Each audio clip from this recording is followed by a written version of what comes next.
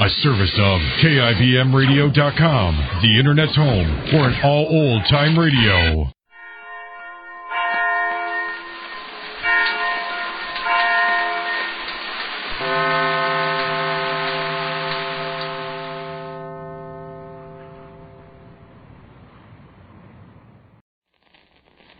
Quiet, please.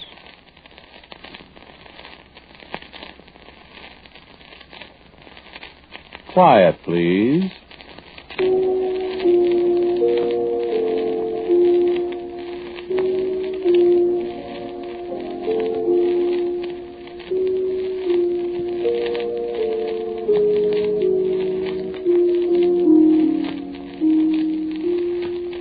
Today's story, written and directed by Willis Cooper and featuring Ernest Chappell, is called Inquest.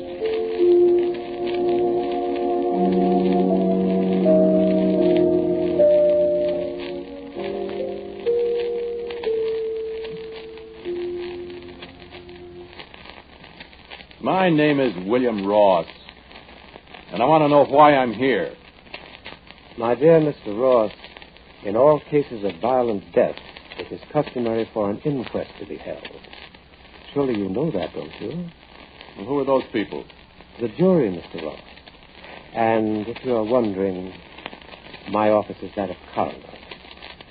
Now, may we proceed, please? Well, now, wait a minute. I want to know what these people are wearing those funny clothes for. They look more like a masquerade than a coroner's jury.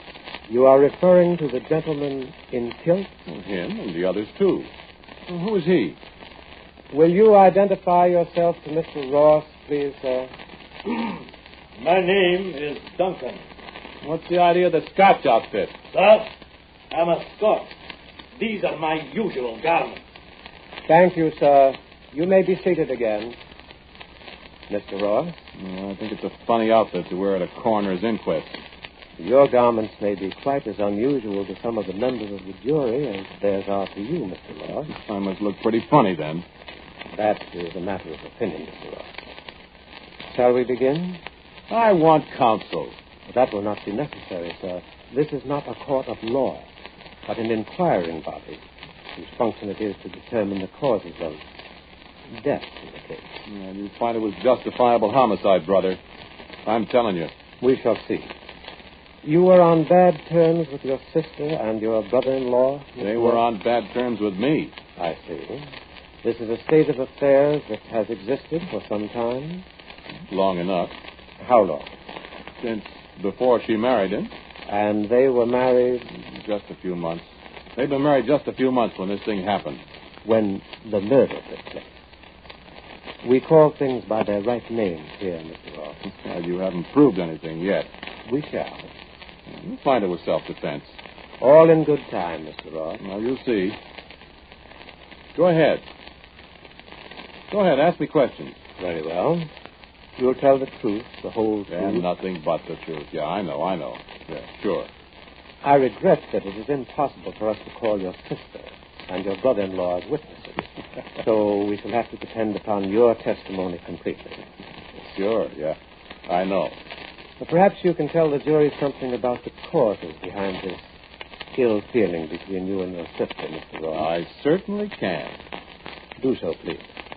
Well, it's pretty simple. Eileen was born in 1908, 2 years before me. There were just the two of us. I understand your parents were wealthy, Mr. Ross. Yes, they were. That's part of it, too. I suspected it was. Go on. I haven't got any money. But what's he laughing at?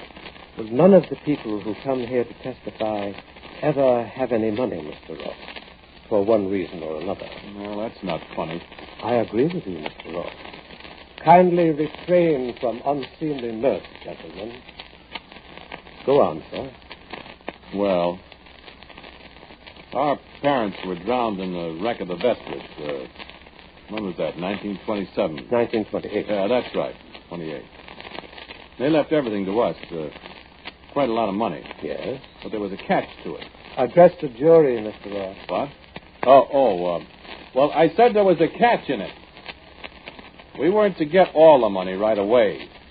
We were both underage, you see. Eileen was 20, and I was 18. Will you speak up, please? All right. We got $5,000 a year at first, and we were to get the rest of our shares when we came of age. That was a considerable amount, Mr. Ross? It was. So I was supposed to wait 3 years. Eileen got hers the next year in 1929. I had to wait. Did you wait, Mr. Ross? Yes. Well, I waited till Eileen got her share. I mean, after all, it was our money. It wasn't fair for Eileen to have that much and me not have a cent. Was it? We're not here to judge such things, Mr. Ross. This is a coroner's jury. Well, you see what I mean. Go on, sir. So I saw people making money that year hand over fist. All you needed to make money was the money to start with. And I didn't have any. What about your $5,000? No, I lost that. Gentlemen. Well, I borrowed money from her. I mean, I didn't borrow it either. I showed her how I could make a lot more money for her by just investing her money. But I don't want any more money, William. I told her if I had my money, I'd put it into investments and double it or triple it. And she just smiled at me. She had the most aggravating smile I've ever seen. No matter what I'd say, she'd shake her head and smile at me. Was that when you forged her name, Mr. Ross? I don't think that's for you. Well, of course, I'm no judge. You promised to speak the truth, you know, Mr. Ross. Well, I signed her name to a bank draft, sure. I was doing her a favor. I was going to make a lot of money for her. Of course. And I was going to have my money in another couple of years. There isn't anything wrong with that. After all, we were brother and sister. And it wasn't my fault the market crashed. Was it? Of course not, Mr. Ross. Well, of course it wasn't. Just for the record, Mr. Ross, how much did she lose? All her money. Well, not all of it right away. There was about $65,000 on the draft, you see, but when the market started to slip, there was margin that we had to get up, you see. I explained to her in words of one syllable how if we didn't put up margin, we'd lose everything we'd invested. Well, that's where the rest of it went. Of course, you couldn't put up your own money. How could I? It was tied up in government bonds and things like that for another year. I couldn't touch it. I explained that to her. And she was still unreasonable. Well, I should say she was. A thief. A despicable thief. Called me names. Get out of here and never come back. Tried to throw me out of her house. Not even a place to live. She changed her tune when I pointed out she didn't have a house to throw me out of, though. Oh, brother. Oh, was that a battle. That was when her arm was broken? Well, how did I know she was going to fall down? I just gave her a little push, pushed her away from me. Women are so delicate. It's too bad, though, really, that her arm was permanently deformed. Yeah, it certainly was. But is that my fault? I offered not once but a dozen times to take her to a doctor and have the arm re-broken and set again. Could have been done very easy. Just re-break it and set it again. But what did she do? No, William, I like it this way. This way is a reminder. It keeps me from forgetting. It stops hurting, William. It doesn't hurt at all. Tell us, Mr. Ross, you received your share of the estate, all right? Oh, sure. And you want to know something else? Just as soon as I got hold of my money, You didn't reimburse your sister. Oh, I did better than that. I took her in to live with me at my new house. I didn't charge her a cent. She didn't have any money to pay you, did she? No, but I let her be a kind of, a housekeeper, you see. I thought it'd make her feel better if she, sort of earned her keep. I have no doubt. And she had money whenever she wanted it, brother. She never had to ask me for a dime. Every week when I gave her the house money, there was always something extra for her. $5, $10, $20 sometimes. She had no kick coming. Well, then I take it you feel she had no real reason to harbor a grudge against you. I don't see why she should. But she did. Amazing. Well, I take that back. I guess she did have an excuse for a grudge. Mm-hmm. Yeah, I guess she did. You know, about Arthur. Arthur? The guy she married. Your brother? No, that's right. Oh, that jerk. I didn't like him from the start. So naturally you did your best to prevent their marriage. Well, I was just thinking of her. What's your name? Why, I'm the coroner, Mr. Ross. Don't you remember? This is an inquest. Yes, but you must have a name. I can't just call you coroner, can I? Haven't you got a name? Oh, yes, I have a name, Mr. Ross. We'll get to that. In the meantime, the jury is waiting to hear the rest of your testimony. Oh, yes, the jury.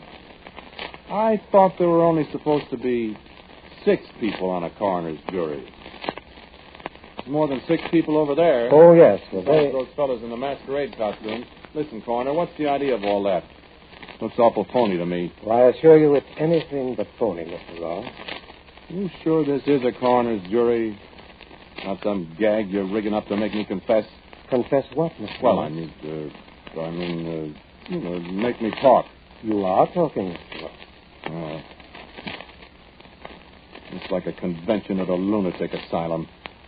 That's Scotchman. Scotsman, Mr. Ross. Scotsman. And that fellow there in the bathrobe. Well, they're the coroner's jury, Mr. Ross. I told you. I never heard of people dressing up like that just to be on a coroner's jury. This is your first experience with such a body, isn't it, Mr. Ross? It certainly is. Well, then we can forgive you for being unfamiliar with our procedures. Now, shall we get on with our inquest? Well, this is on the up and up. I assure you it is, sir. You said you objected to your sister's marriage. I did? Why? For her own good. Here she was living in luxury. Luxury? What? Well, I'd call it luxury for somebody who didn't have a cent to her name, Mr. Coroner. She had a good home, her own room with a private bath even. She could use my car practically whenever she wanted to. She had good clothes. Where would she have been without me? I was thinking of that. I'll tell you where she'd have been. She'd have been in some charitable institution. Or she'd have been scrubbing floors or something. Or she might have been... Well, let's not go into that. Yeah, that's right. And so this Arthur came along. And she falls for him. I love him. A guy I detested on sight. I love A guy him. with no more money than she had. I love him. I told her flatly I wouldn't take him into my house. We're not asking that, William. We'll be all Said right. she'd be all right. How could she be all right? What would they live on? You took my money and lost it, William. Wanted me to give her money. You stole my money. Called me a William. thief. We wouldn't need much. William. I wouldn't give her a cent. I gave her a home. I took care of her. I'd have got that crooked arm of hers fixed up. Why, with that arm, she couldn't even do the housework decently. And then she has the crust to want me to set her and this Arthur of hers up in their own home. Support them even. Where did Arthur come from, Mr. Ross? Did you know him before? Yeah, he was in the Army. I didn't know him. You weren't in the Army, Mr. Ross. No, I had a bad heart, you know. Yes, I know. I bought plenty of war bonds, though. Every week, $18.75, regular as clockwork. And this Arthur, he didn't buy war bonds. He was in the Army. Not that the Army wasn't all right, but some of the people they had in it. Isn't there something about taking all kinds of people to make a world, Mr. Ross? I suppose that applies to Army, too. Yeah, I suppose it does. But I don't want any part of that kind. What was your objection to him? Well, to begin with, he wanted to take my sister away from me. That was enough to set me against him. Then he didn't have any job or any prospects. And he didn't like me. I can't understand that. I wasn't going to have him upset my way of living. After all, I'd had Eileen there with me for, well, let's see, it was nearly 15 years. I was used to her. Hadn't you ever had any idea of getting married yourself, Mr. Ross? Me? I should say not. Why should I? Yeah, I suppose you're right. After all, you had a housekeeper, someone you were used to. And I understand you were quite a ladies' man, too. Marriage might upset that, mightn't it? Yeah, it certainly would. Well, now, Mr. Ross, we have the background to this unfortunate occurrence, haven't we? Shall we get down to details now? If you're ready. I'm all ready. Go ahead. Go on, ask me questions. Well, I think we'd all rather have you tell the story in your own words, without prompting. Well, say, listen. Yes, Mr. Ross. I didn't see all those other people before. What other people? I thought an inquest was a private thing. I didn't know you had an audience. Do I have to make a spectacle of myself in front of all those people? Which people, Mr. Ross? Those people back there behind your jury. Yeah, the shadow back there. There's millions of them, far as I can see. Who are they? Oh, those people. Yeah, who are they? The people listening to you on the radio. On the radio? Are we on the radio? Didn't you know, Mr. Ross? Well, I certainly did not. Oh, that's too bad. Well, I never heard of a coroner's inquest like this. You said this is your first experience. Yes. We're wasting time, Mr. Ross. So what am I supposed to do? We want to hear your story. I've told it to you. Not all of it. Come, Mr. Ross. Listen. Come, Mr. Ross. Come where? Over here to this microphone. I won't do it. Oh, yes, but you will. I'm not going to talk to all those people. Yes, you are. Stand up, Mr. Ross. I've got my rights, you know. We are very considerate of your rights, sir. Just step this way. Now, if you please, Mr. Ross.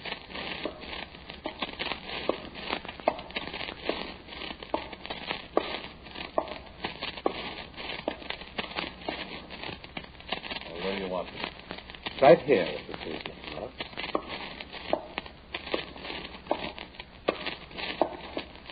You can speak into this microphone so the audience will hear you clearly. I'm not going not to... so close to the microphone, Mr. Ross. Now, sir, we will hear your story of that day. We shall supply you with sound effects if they are necessary, Mr. Ross. And we even have music for you to put you in the mood, you know. Well, I don't know what kind of monkey business this is. An inquest, Mr. Ross. Simply an inquest at which you are the principal witness. You're on your own, Mr. Ross. A great many people are listening. Music, please.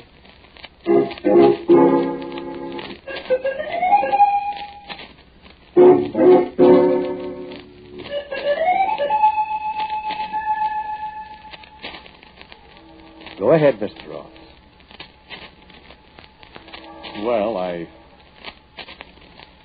Well, I told Eileen I wouldn't let her marry this Arthur.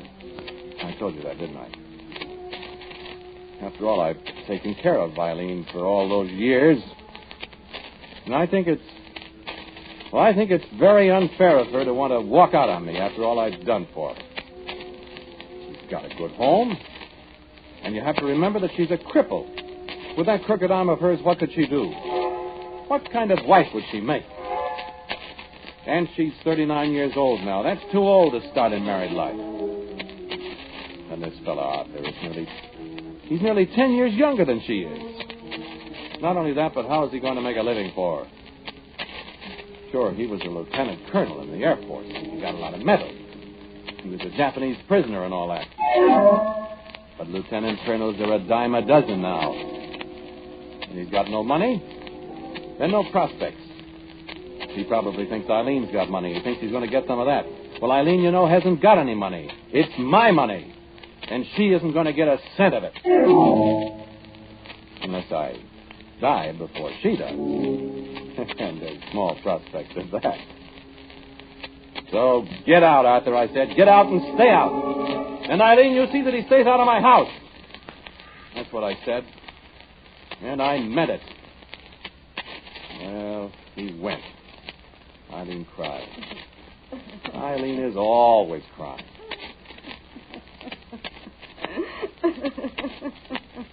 What's that? What's that noise? That's a sound effect, Mr. Ross. Perhaps you'd better listen to it a moment. Sounds like Eileen crying. Listen, Mr. Ross. I won't give you up, Arthur. I won't. Can't be Eileen. You said that... A sound effect, Mr. Ross. Listen. Dear, don't, darling. Don't get away up somehow. We'll work it out. You'll have to let Oh, but Arthur, how can we? He's got to help us. I know. Isn't there some way we can talk to him into doing something? He can't do this to me. Darling, if he won't let me have some of the money he stole from me, how can we? Oh, I hate him. I hate him.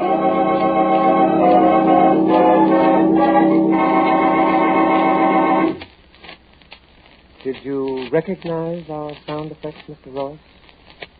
I don't know how you did that. Well, that isn't important, Mr. Ross. You did recognize it, didn't you? Certainly I did. That was 3 weeks ago. That was the day that Well, that was the day I really went into action. You remember? I came into the room. Eileen was sitting with her back to me. She didn't see me. Arthur was facing me. Eileen didn't hear me come in the room, and of course he couldn't see me. And... perhaps you'd better explain to our radio audience why Arthur didn't see you, Mr. Ross, if he was facing you. Oh, sure. Didn't I say he was blind? I walked right up to him before he saw me. Hate me, I said. And she jumped up in front of me. I'll show you, I said, and I reached out for him. He got to his feet, and he was turning his head looking for me, but he couldn't see me. I grabbed him by the collar. I'll show you, I said, and she leaped at me. See those marks on my face? Her fingernails.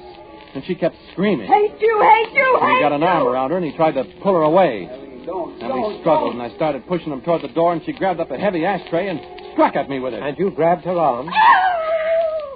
Well, I couldn't help it if it was her bad arm, could I? Of course not, Mr. Ross.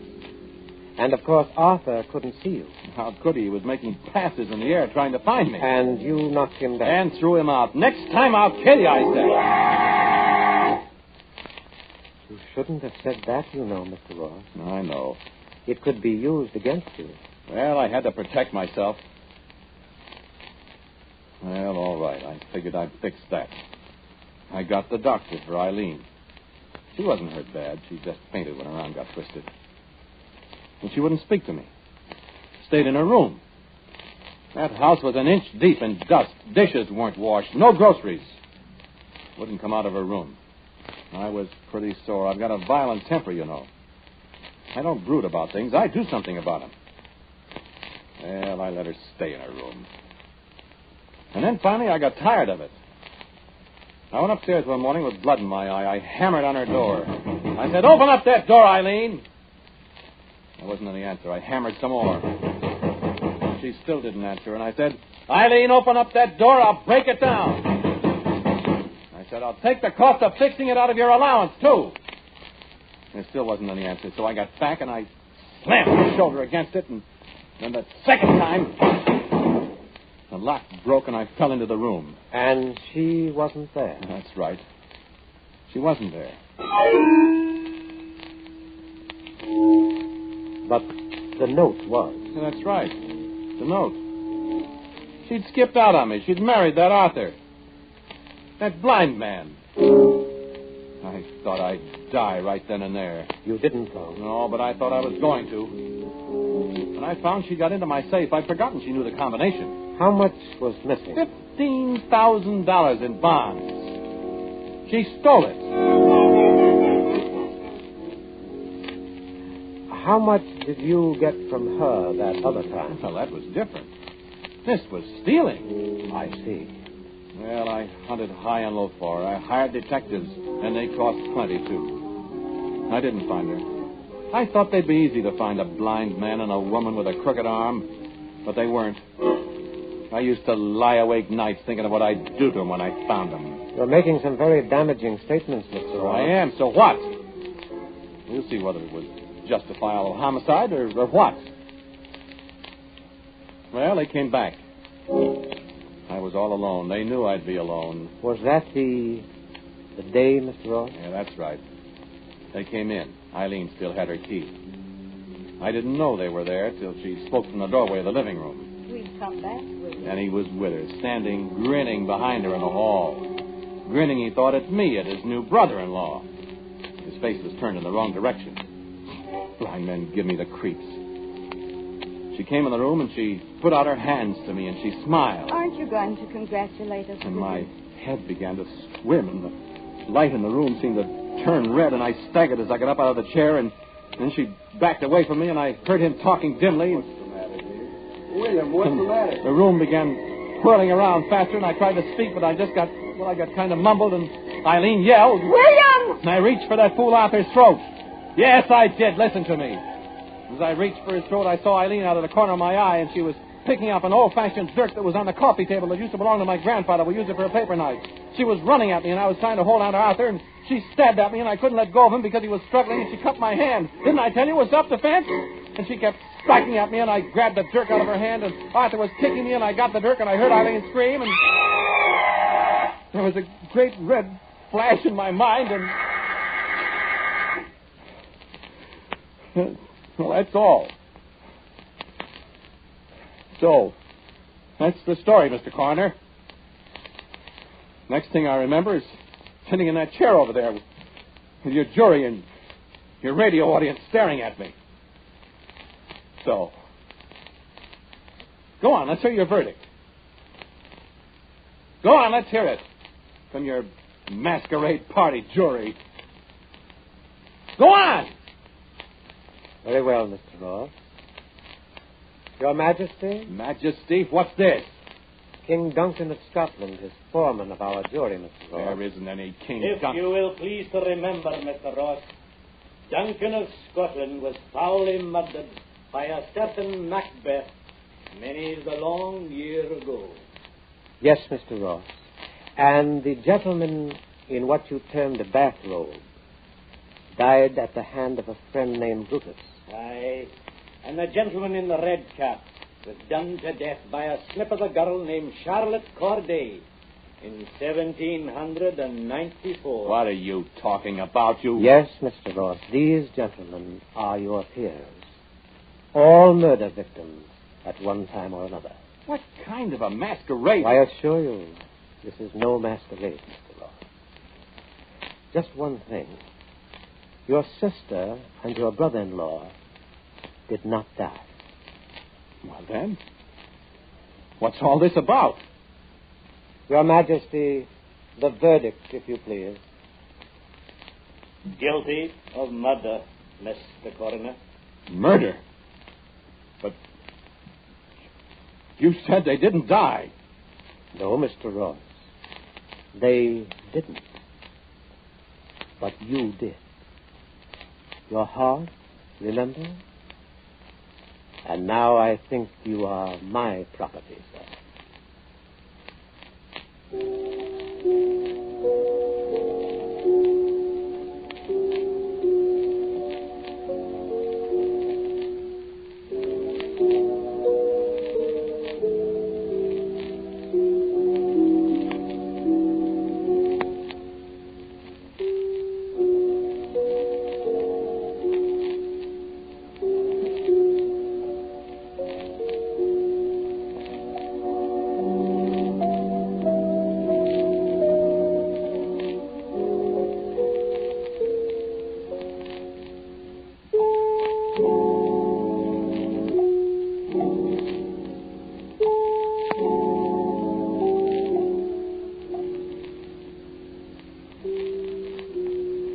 Listened to Inquest, a Quiet Please story written and directed by Willis Cooper. The man who spoke to you was Ernest Chappell. And James Van Dyke played the coroner. King Malcolm was Pat O'Malley. Eileen was played by Sylvia Cole. And Arthur was John Morley. Music was composed and played by Gene Perazzo.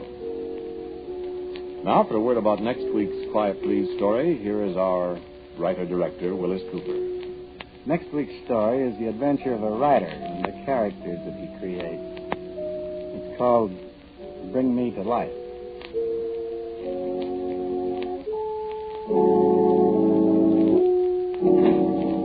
And so, until next week, I am quietly yours, Ernest Chappell. This program came to you from New York. This is the Mutual Broadcasting System.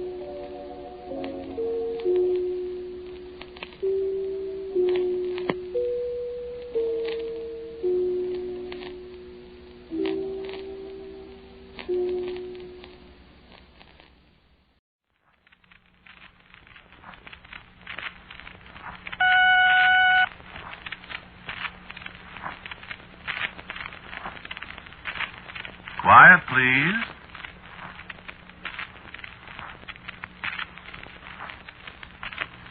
Quiet, please.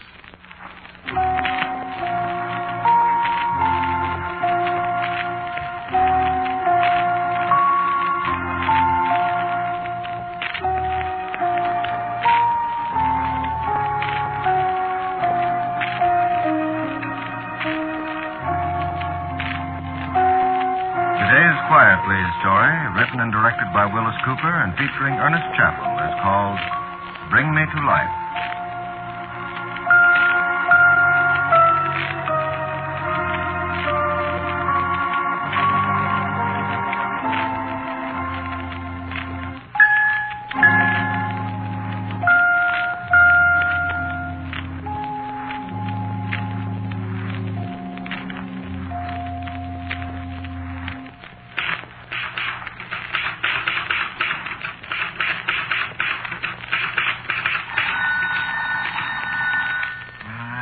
shut up.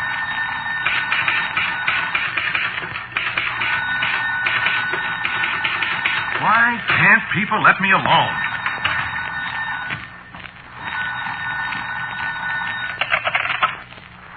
Yeah? This is Hank Viscardi. Hello, Hank. How are you today?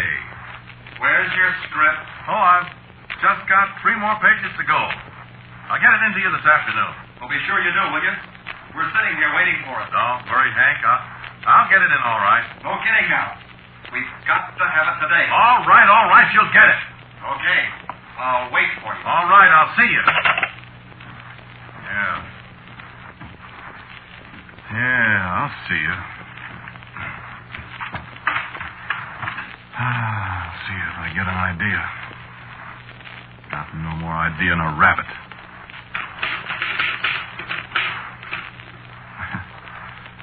Page 1. Yeah, that's a start. Let me see. What I need's a character. Character. Come on, character. Have you got $3? No, I haven't got $3. What do you want $3 for? The milkman. You had some money last night. I got 80 cents. Thanks. Listen, Ruthie, give me an idea for a character. I haven't got any ideas for characters. Haven't you really got $3? He's been here twice. Give him a check. What I want's a character for this script. The only one I can think of now is the milkman. You get to work. Yeah. Get to work. Sure. If I get a character, I'll get to work. That's all I need, then I'll get a story all right. I think. Come on, character. Now what you want? I said I haven't got $3. Oh, come on in, Ruth. What's the matter with you? Come on in, I said. Ruth! You calling me? Didn't you knock at this door? Are you crazy? Well, I thought I heard somebody. Get to work. All right. Oh,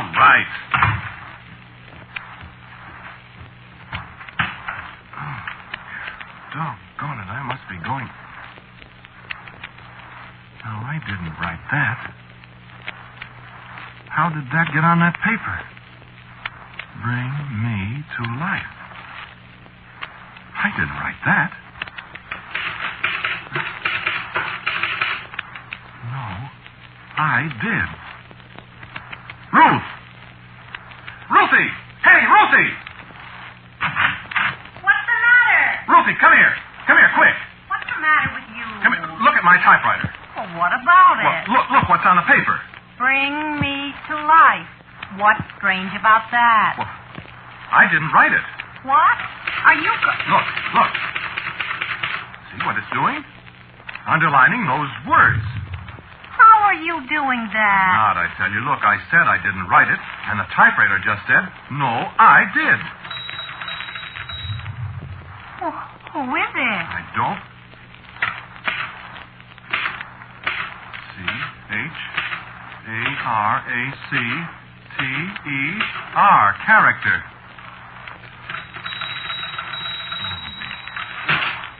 Now, look. This is a gag of some kind. How are you doing I tell you, it isn't a gag. That typewriter's haunted. This is impossible now, I tell you. It is, huh? Well, look at it. Bring me to life. You see? All right, smart guy. It's a great trick. How do you do it? Ruth, I swear I'm not doing it. You are, too. Look, now, wait. Wait a minute. I'll go way over here, and you'll see. Now, it'll write. Watch now. I knew it was a gag. Listen, I've got housework to do. Now, you go on and get that script written. Oh, go on, Ruth. I have to think up a character first.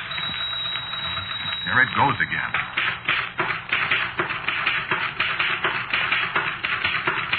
It says me. All right, there's your character. Write about him. Do you really suppose that... Now, look, darling. I've been married to a writer long enough to believe almost anything. I don't know how this is done, but it's worth trying, isn't it? Well, I don't like to monkey with things like that. Don't be silly. Well, wait a minute. It's one thing to write about supernatural things. It's another to experience them. Huh. You've always been wishing you had a typewriter that'd do your script for you. Now you got it. Go ahead. Well, yes, but how do I know who this is? Who? Well, this character or whatever he is. Well, you decide. You bring him to life. Go ahead. Who should he be? Well, a pirate? I don't know anything about pirates. What? It says, I do. Go ahead. I don't like it. Go ahead. Unless this is a gag. It's no gag. Right. Well...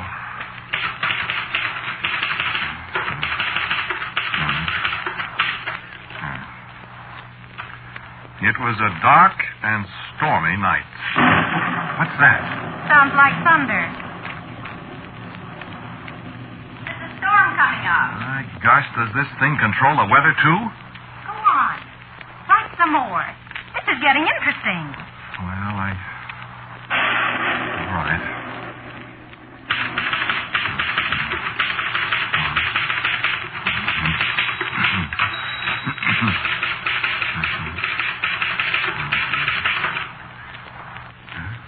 Nothing's happening.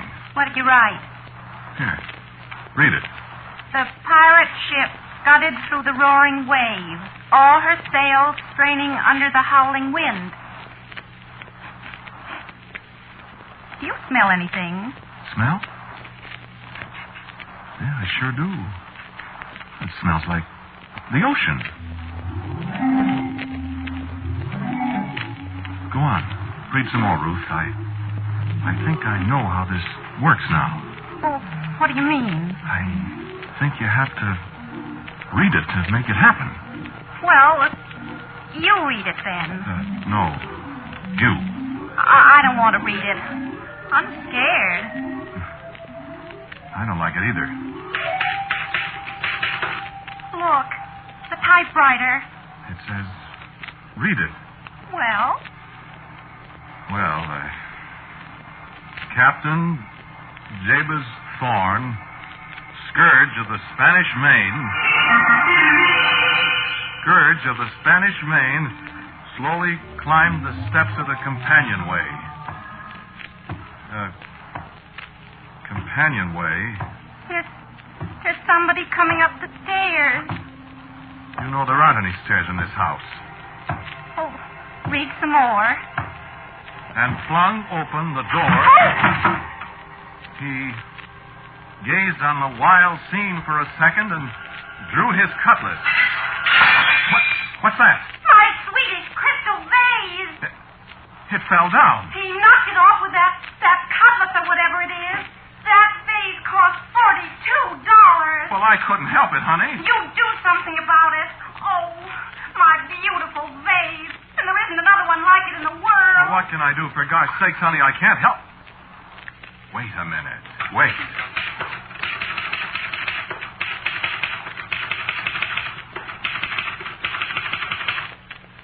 He returned the cutlass to its scabbard. You see? That doesn't bring back my vase. Well, listen.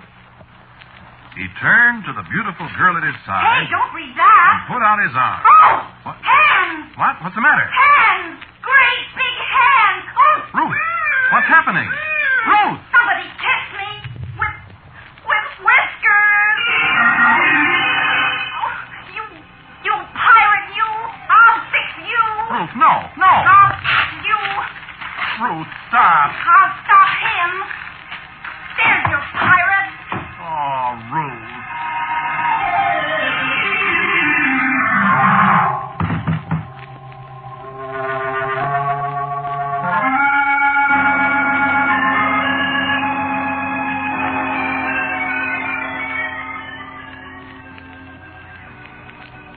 Well, my friends, that all happened a week ago. Sure, it really happened.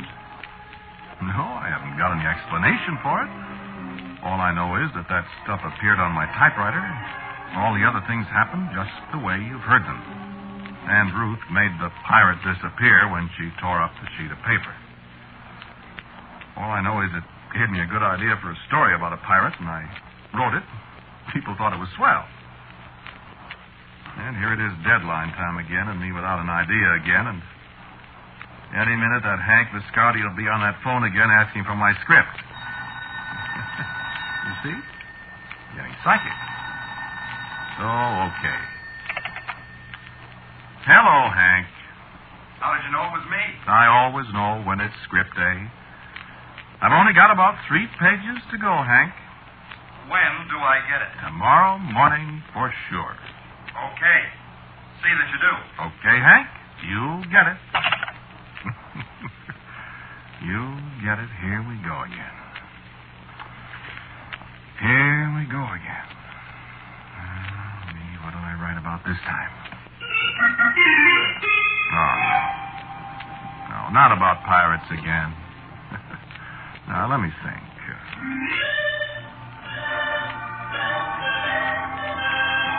No, that's not for me. I don't like love stories.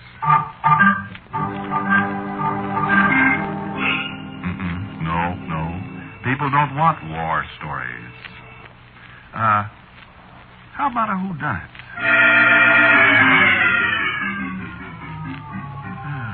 A crime story, a murderer, detective, spies, maybe. Calling all cars. Yeah, maybe I could do that. No, awful lot of whodunits on the networks, though. Oh, well, one more won't hurt him. Let's go. Now for a character. Character. I wonder. Wait a minute.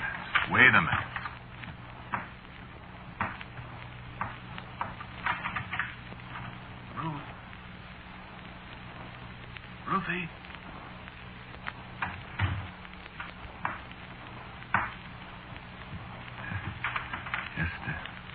Wanted to be sure she's asleep after the way she murdered my pirate. You know, this could turn out to be a great racket. Have your characters write your stories for them. The only thing is you have to be careful what I put down on paper. Don't want to find myself getting choked to death by somebody I brought to life. Hey, what am I saying? Well, let's see what happens.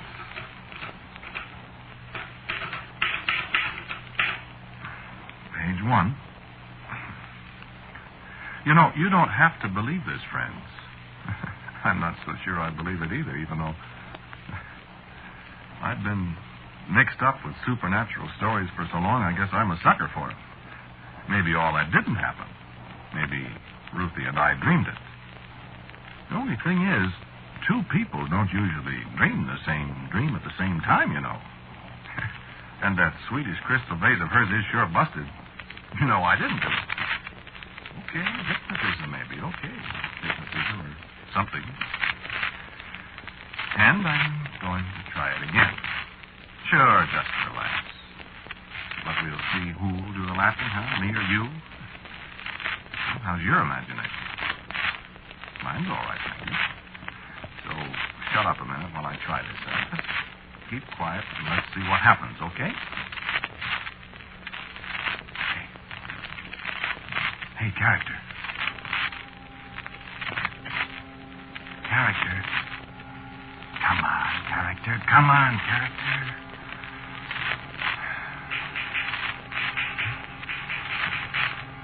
What? No, I did that. It wasn't the character. I just wrote, "Are you there?"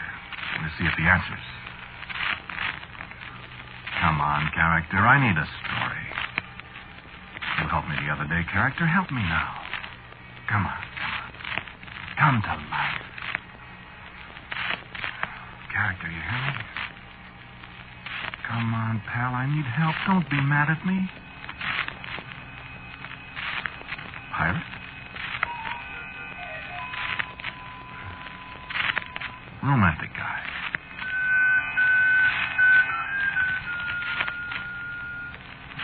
soldier.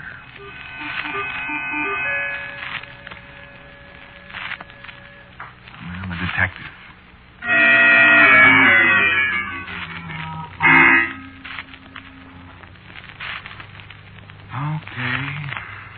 Okay, so I'm a chump.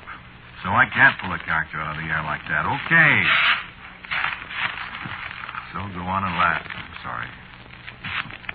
And if you were sitting around waiting in the country at this time of night, all alone, your wife's sound asleep, and this is the only light in the house, and you've got to write a supernatural story before morning. Well, try it sometime, friend.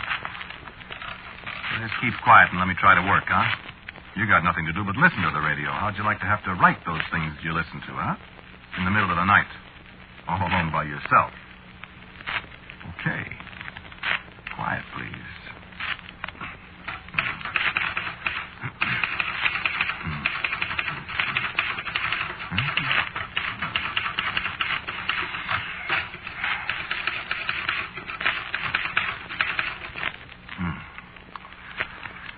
Listen to this. I am alone. I am alone in a great dark house with only the weird wail of the wind and the whispering willows. You think that's too much alliteration? Weird wail of wind, whispering willows? I kind of like it.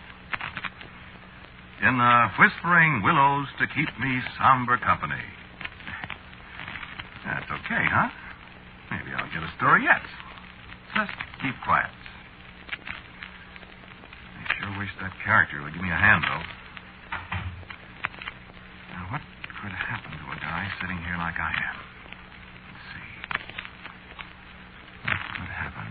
Could be a ghost? Nah, no ghost. Chains clanking and stuff, corny sound effects. No. A burglar. Well, burglar might be good.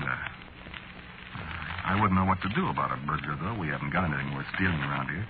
Besides, burglars are kind of corny, too, aren't they? You know, you always think of a fat guy in a mask with an old-fashioned dark lantern and a bag over his shoulder. Like those fellas they draw in colleges. What's the name of the fellow that does it? Larry Reynolds? The big fat guy and the little old one. Now, burglars are funny. Burglars are out. Well, what then? Who'd come sneaking into your house in the middle of the night? Let me see. Let's see.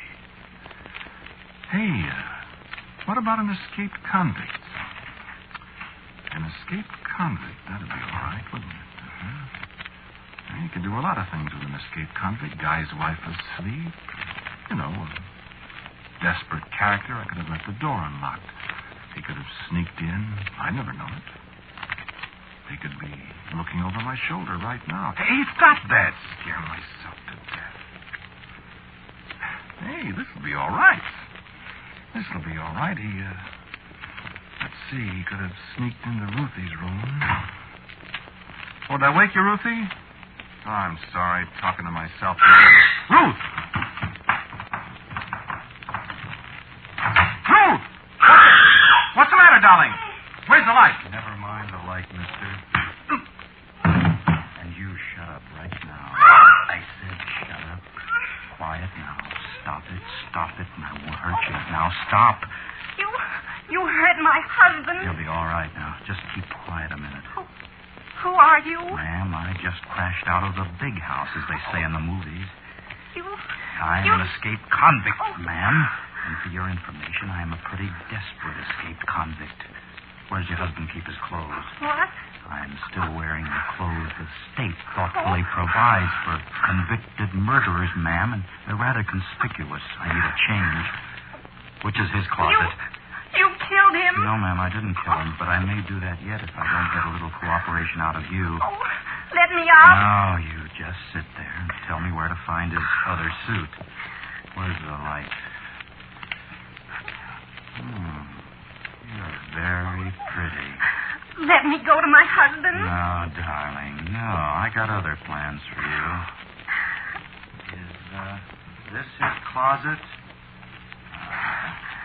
Oh, yeah. Nice little suit. Yeah, I like this one. Yeah. A little on the large side for me, but you can shut your eyes while I change. I'll need a shirt, too. What are you going to do? Well, I'll tell you. First, I'm going to get into this nice, new, oversized suit of clothes. Let me see if he's all right. Sorry. Nice shirt. Sorry, no, I don't think he's dead. And even if he is, he can't hang me more than once, you know. Please. Be still. Oh. I said be still. Listen, ma'am, don't be misled because I'm treating you nicely. I am really a very rough person. You might have read about me in the papers. Oh, please, won't you? No. Shut up or I'll have to shut you up. What are you As soon as I get these clothes adjusted, I'm going to leave here, ma'am. Well, then can't I... And I'm going to take you with me. No. You see, they're out after me already, and they want me pretty badly. They have rifles and shotguns, ma'am, and they won't hesitate to use them. That is, unless there's a lady present. You see? Now, a necktie. You're not... Shh, please. Nice tie, this. Very nice. You see, if I might be so crude, I intend to take you along for a kind of shield, ma'am. Oh. The boys won't shoot you, understand, if there's a possibility of putting a bullet through you. So I suggest you get up and get a coat or something. It's getting quite a lot cooler out. I said get up. I won't. Ma'am, you better. Please let me see my husband. I told you it'd be all right. And if you're a good girl, you might get back to him one of these days. If you're not, does your husband wear hats? If you're not, you might not. Come on. Get up. I won't.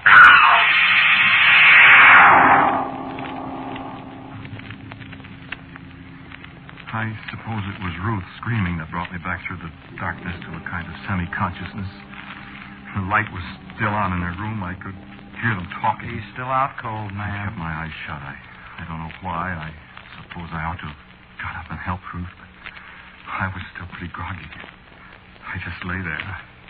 I could hear them. Come on, ma'am. I haven't got much time to wait. I'm not going. I got my eyes open just a little then, and I could see Ruth with her heavy coat thrown around her, and he had her by the hand, and he was pulling her toward the door. Come on. No. Come on. Seemed to be a long time before I could get up on one elbow. My head hurt. I wasn't sure what happened. Ruth was gone. Who was the man I saw dragging her away? I tried to think. Finally, the fog cleared away enough so I could figure out what to do. It seemed hours later that I got to my feet. I staggered out to the other room where I'd been working at my typewriter. I should do something I knew. What should I do? My mind wouldn't work. I wanted to go after them, but something stopped me. Something wouldn't let me go. I didn't know what it was. Something was making a noise through the ringing in my ears. What was it? And at last I recognized the sound. It was my typewriter. I fell down as I staggered across to it. I crawled the rest of the way, forced myself to look at the paper. The keys were tapping away, and slowly, painfully, I read the words. Bring me to life. Bring me to life. Bring who to life? Me, said the typewriter. Me. And at last, my pirate. Oh, come on, character. Come on, pirate. And the typewriter clacked away. Hurry, it said. Painfully, oh, so painfully. I got one hand on the keyboard. The letters were blurred, but I found them. A pirate comes in. Draws. Cutlass. Sees. Enemy. Goes to rescue through French window. Pursues enemy. Enemy frightened. Wife knows. Rescue coming. Pirate raises cutlass.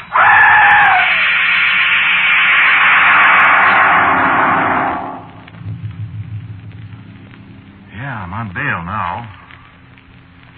On bail? It was pretty hard to explain a dead man wearing my clothes in my garage. Dead from the wicked, slashing blows of a great sword, a cutlass. Hard to explain. It's impossible.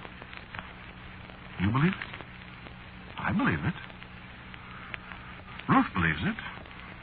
And that's the whole story. Thanks, character. Good night, character.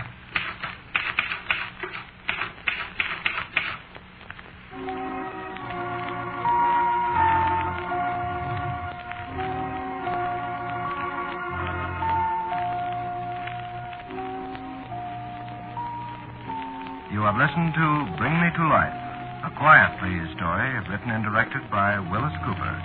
The man who talked to you was Ernest Chappell. Aunt Ruth was played by Helen Marcy. Walter Black was the murderer. The man on the telephone was Warren Bryan. The music was composed and played by Gene Perazzo. And the characters?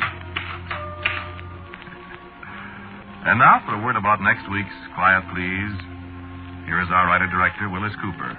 Next week's story is called A Mile High and a Mile Deep. It's a story about the copper mines in the mountains above Butte, Montana, and the people who work there.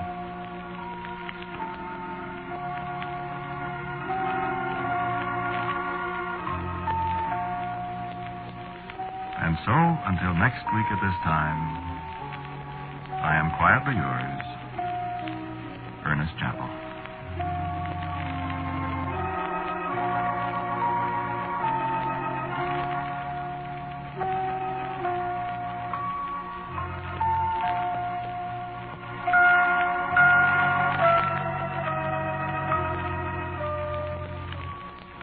This program came to you from New York. This is the world's largest network, the Mutual Broadcasting System.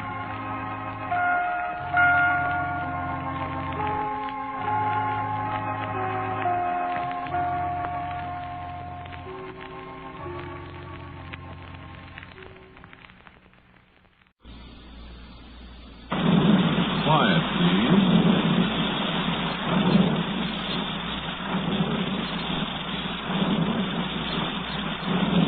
Quiet, please.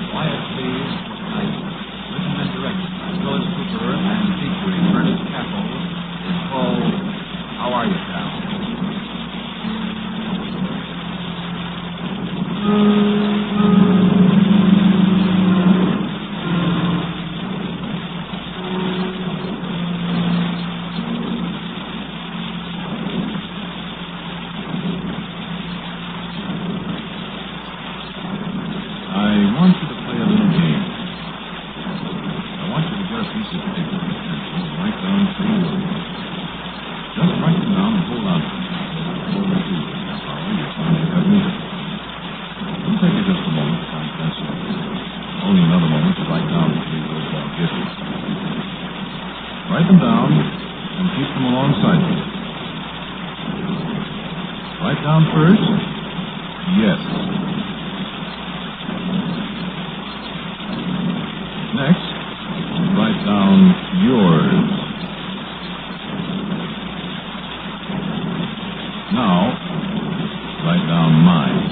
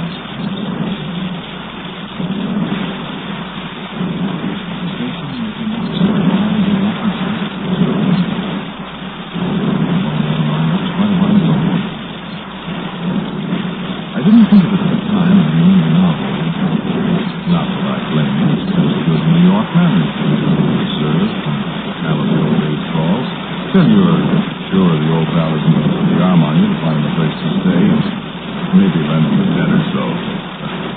No, I don't think. You were a little more cordial after I'd answered that question. Asked me casually, what are you doing now, Dennis? Well, I said I was doing all right, and couldn't I buy you dinner? And you did come back pretty fast and say, no, dinner's on me. And we had an argument about the check. And you did, mate?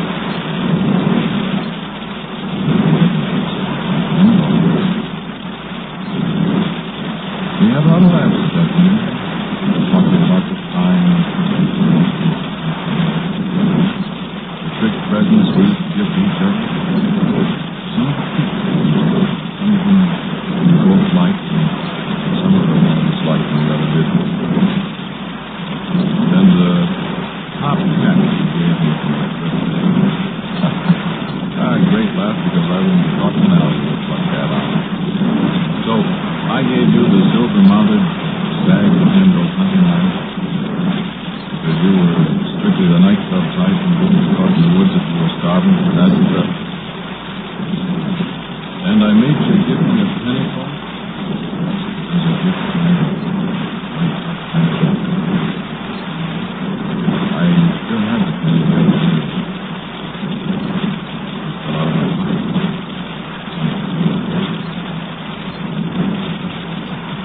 Last? A million of them.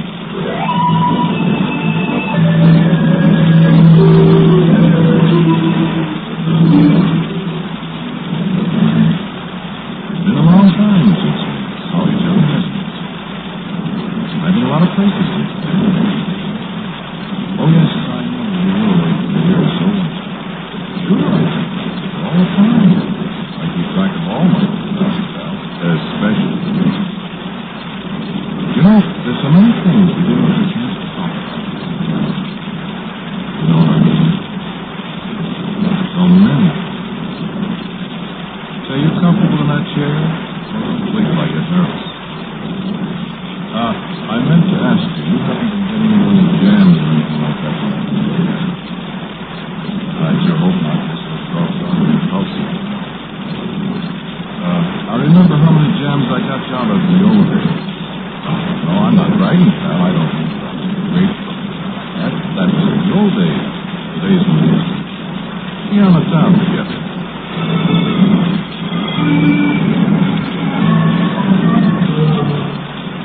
You know, I get sentimental about it. I get to remembering things. That waiter in that place down there in Flaxen. Don't go picking on my pal just because you're bigger than he is. You were always doing some fun things. I ran into him just before the war out in Toledo. I recognized him right away by that short right leg where you broke. Well, he didn't remember me, of course. I've changed a lot. Even you said that. Well, I've places where I said I've seen a lot of things, done a lot of things. There's changes. Even you look different when I saw you. Oh, wait. Just for fun, I asked him what was the matter with his leg. That was funny hearing his side of the story when I knew the other side. He sure hated you, pal. I never heard a man cursed out so in all my life. Huh? Oh, no, he's an old man. He was an old man when he and you had the fight, don't you remember? I remembered something else, too.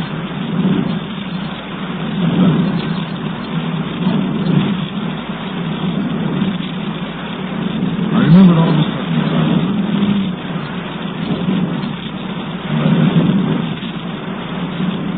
I bet you even know what I'm doing.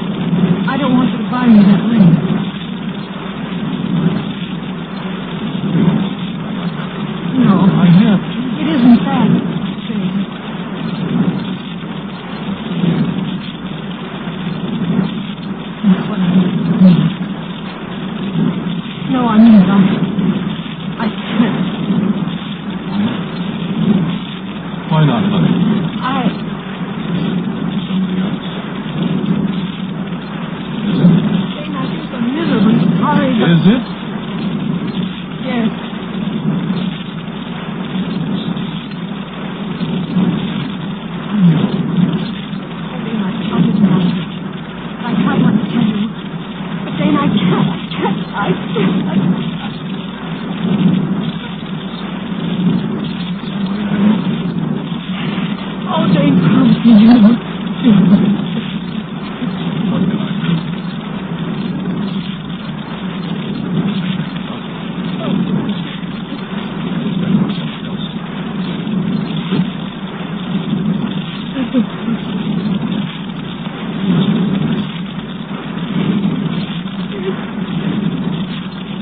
your best friend, Dave.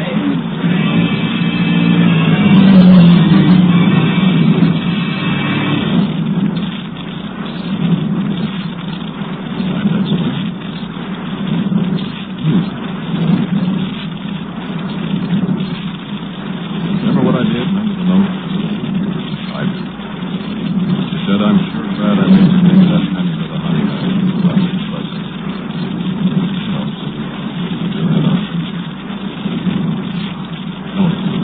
I don't anymore. It was too bad that he was so poor. Made a great call. It was out of control.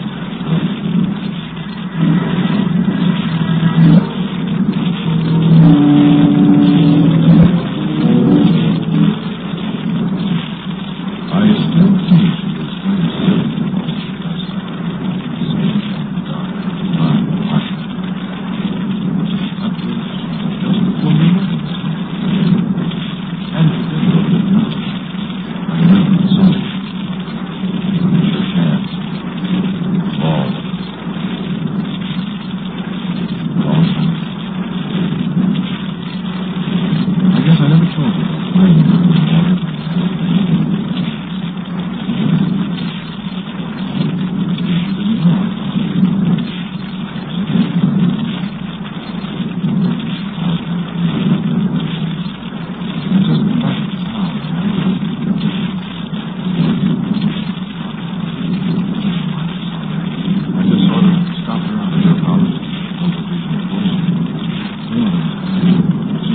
Going skating, David, out on the park lake.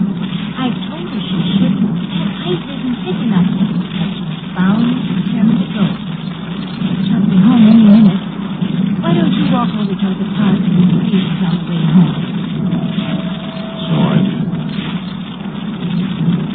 And all the way to the park, I kept listening. I used to always listen to kids in the dark. She'd recognize it. And I met that old clock policeman. Barracop, we used to call him, remember? She said he'd seen him and she was talking to some fellow. He didn't see who it was. Anyway, he was cold and sweet. I walked over to the lake. Big flax floating the ice. Something tilted.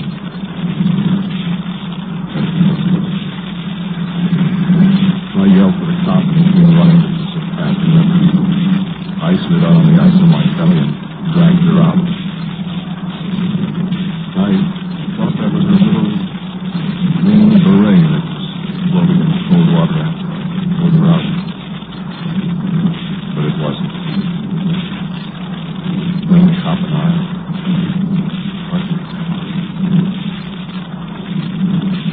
carried her over to the street for a ride. And a taxi got taken off.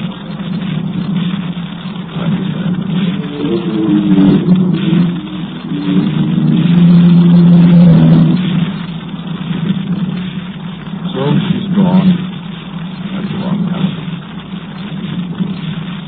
Oh, and say, talking about gag presents we used to give each other. Remember the pair of green Norwegian mittens I gave you one Christmas? I think we lost one of them. I found one of the matches in old stuff I was going to the next day. I mailed it to you. I guess you've got it.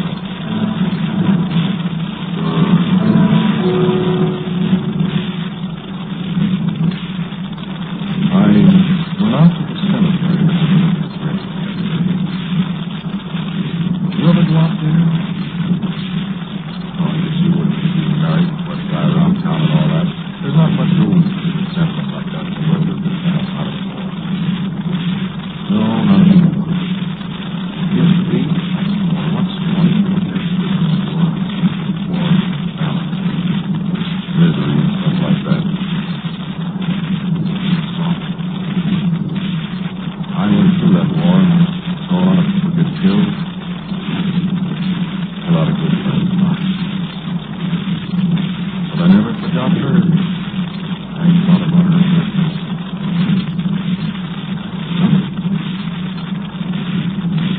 So I went out to look at the grave. What does it mean? It's funny the way your memory slips from things that I remember for years and years, just as clear as if it's been left. Like the way I told you about. You remember things that way, too? You're remembering everything now. Well, what are you fidgeting for, then? Sit still. You make me nervous. I make you... Like the way I told you about finding her.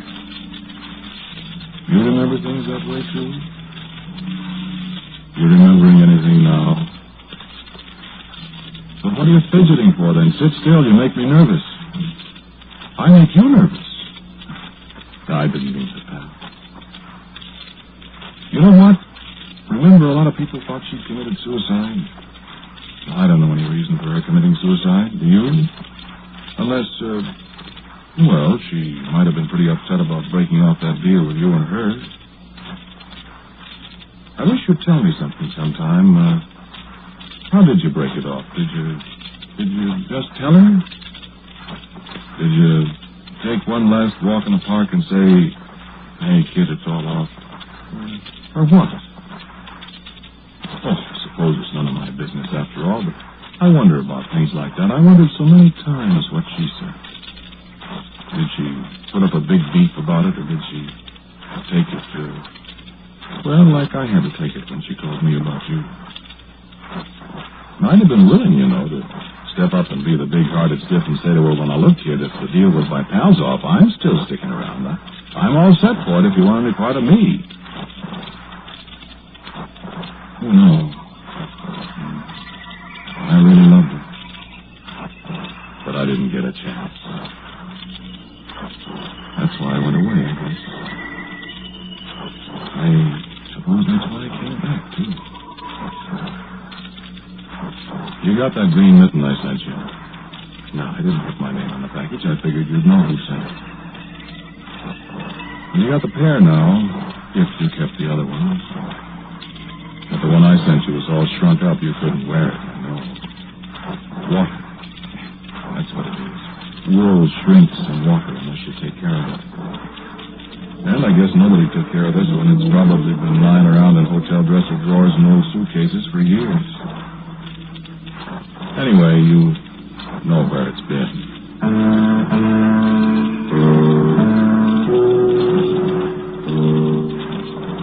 Say, there's something you might tell me about, too, sometime. There's a certain friend of ours. Well, I don't know how much of a friend he is, but maybe you'll know. I won't tell you his name because, as I said, I don't think it's a good idea to mention names in public like this. Say, are you going to sleep? Well, sit up and listen. We got a lot to talk about yet. Turn the radio up a little. I don't want you to miss anything. That's better. About this friend, I got a telephone call the other day, last Saturday. What are you fidgeting about? Well, light a cigarette. I got this phone call, and when I answered, the guy said... Hello, Dane. Hi. Listen, Dane, maybe you think you know who this is. Why, sure, it's Pat... Never mind that. I'm not going to tell you who I am. For a very good reason. Well, now, look, I can get along with anybody. I'm not kidding, Dane. I'm not going to mention any names at all. There's a certain guy that you and I both know has been spreading a few stories that you ought to know about. Oh, is that so? Yes. What kind of stories? Where have you been the last few years? Well, for a while I was in the Army, 99th Division, the Bulge, Remagen Bridge and all that. You through that? Are you kidding? This friend of yours, he says you've been in the penitentiary. He sounds like a wonderful friend. Yeah, doesn't he? Well, as a matter of fact, I was. You were? 4 years. Good Lord, Dane.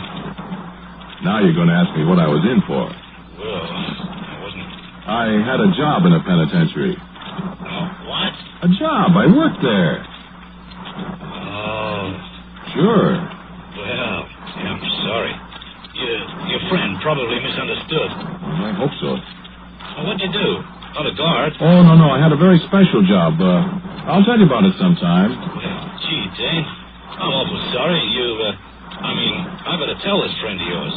Gosh, a thing like that could ruin a man. That's right, it could.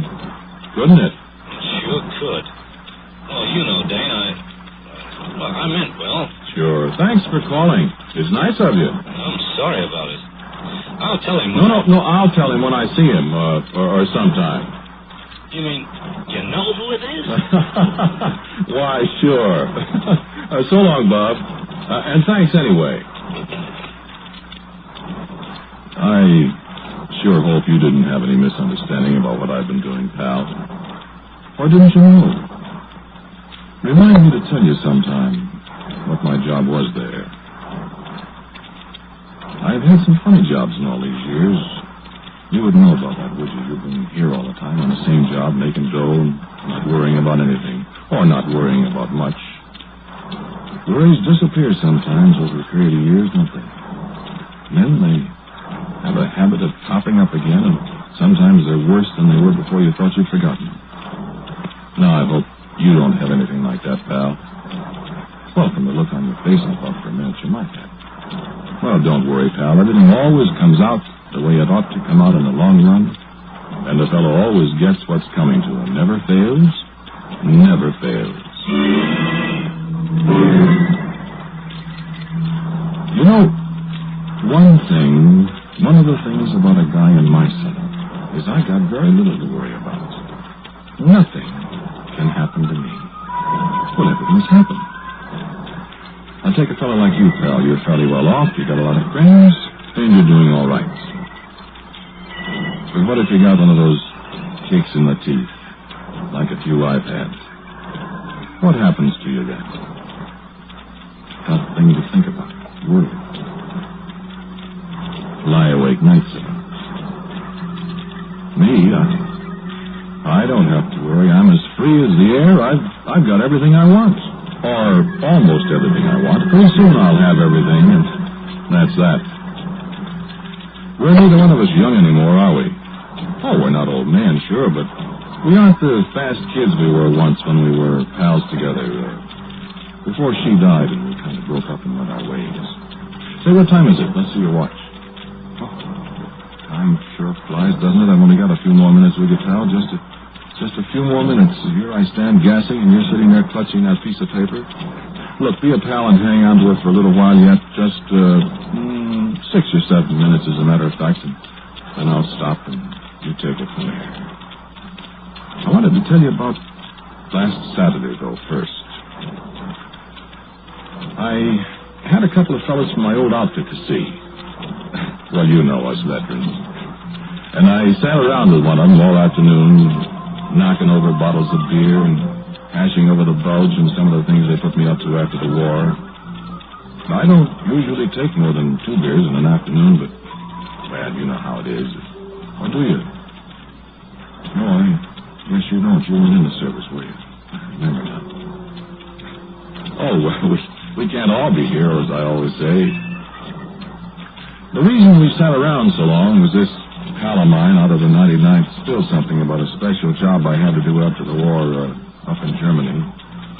I wasn't very anxious to have everybody in the world know about it, so I kidded about it a lot with this feather merchant we were talking to, and, well, pretty soon it was 7 o'clock, and the civilian was still asking questions with his eyes bulging out. So I had one more beer, and I went back to the hotel. And you know what? Somebody had been in my room. I tried to figure out how anybody could have got in there without the hotel people putting up a big squawk, and they say they didn't know anything about it. And then, all of a sudden, I remembered. I remembered that night I was at your house, and we ate the chicken a la king and kidded about the knife and stuff. I went back to the hotel, and I'd lost my key. Might have been in a taxi cab or someplace, I don't know where. It was a good thing the hotel people had another key for my room, even if the night clerk did beef about people losing keys. Can't get metal to make them or some long line of stuff like that, so I said, okay, bud, I'll pay you for it. I went upstairs and hit the sack. So you know what I think? Somebody either found the key or sneaked it out of my pocket someplace and decided to see what I had lying around that was worth promising. He'd done a pretty good job of going through my bags and my dresser drawers. And the only thing that was missing was a little book of mine. A notebook, kind of a diary. Hey, where you going? Come on, sit down. No, I'll only be a few more minutes. Come on, sit down. Now, that's it. I got to pay off to all this. Oh, this is really something. Well, you comfortable now? The book wouldn't be much use to anybody but me, except for one or two especially hot parts. I hated to lose them. I was pretty griped, and I yelled for the house ticket at the hotel that he was out having a plate of pig's knuckles or a salad bowl or something, and he wouldn't be in till 10. Anyway, he wouldn't have been much good. He even looked like a house dick. So I sat down to think. Then I got up and looked for fingerprints. Penitentiary training, you know. I was in charge of the print file the first year I was there. Oh, I can lift a print with an ex-homicide bureau man. Yeah, sure, I found some. You dropped your cigarettes. I stuck them in an envelope and nailed them to the house. The mail chute was just outside my door. Everything was ducky, except for one thing. Wait till I light a cigarette. You still got that paper? Okay, I won't be long now. Now, the last thing I remember was hearing the door of the clothes closet squeak open. I started to get up, and that's when I got the knife through my back. Dead? Why, sure I'm dead. You wonder how I'm talking to you on the radio, don't you? Well, pal, you can do so many things on the radio if you're smart. Now, listen, you got that piece of paper? Good, listen now. I'm going to ask you 3 simple little questions. And when I ask you the questions in order, you answer me by reading the answers in turn off your piece of paper, okay? Okay, here we go, the first one. Is that blood on your hands? The second. Whose blood is it? And the third. Whose knife was that was left sticking in my back? Okay, pal. Your prints are down at the bureau. I'm in the morgue. The cops have got the knife. And I think somebody heard what you just said. Oh, one thing more. You were wondering what my job was at the penitentiary. I was the executioner. Comes out even, doesn't it? And isn't that somebody at your door, pal?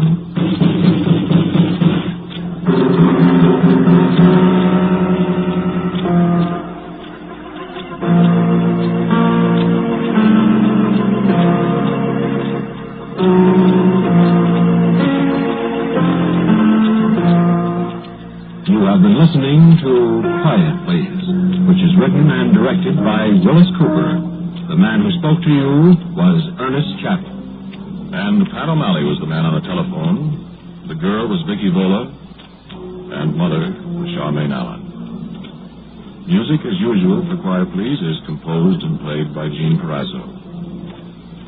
And now for a word about next week's Quiet Please, here is our writer-director, Willis Cooper.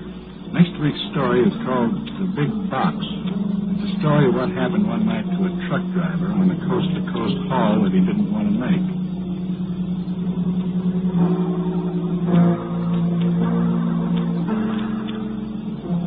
And so, until next week at this time, I am quietly yours, Ernest Chappell.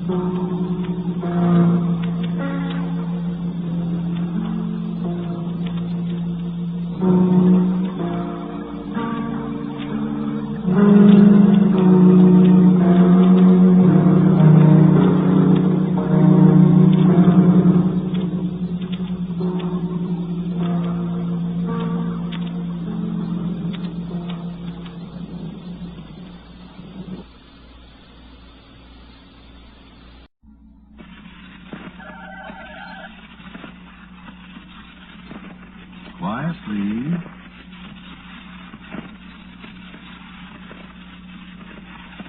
Quiet, please.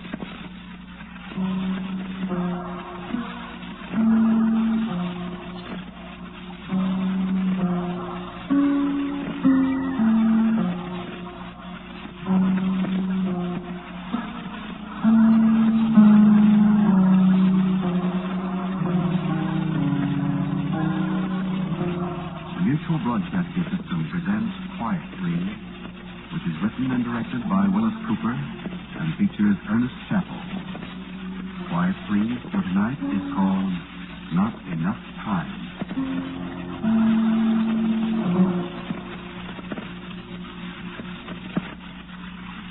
Wait just a minute, will you please? I got a bus for train up. I'll only be a minute.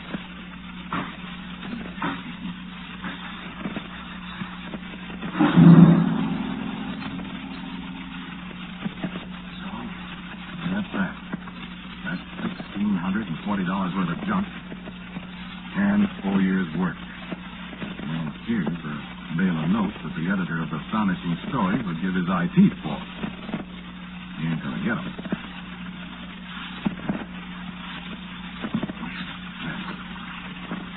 Yeah, that's just strictly that. No, it was a time machine. Yeah, one of those gadgets to travel in time, you know, turn it on and it takes you back 50 years and so on. You know, like Alley-Oop in the funny paper, like her stories H.G. Wells wrote. You know. Yeah, this was the dial you set for how far you wanted to go in time. And this was the decambulator. Here's a piece of the... Well, never mind what it was. It's none of your business. Sure wish I hadn't monkeyed with a time machine. Oh, this one works. Sure. That's what's the matter, see? It worked.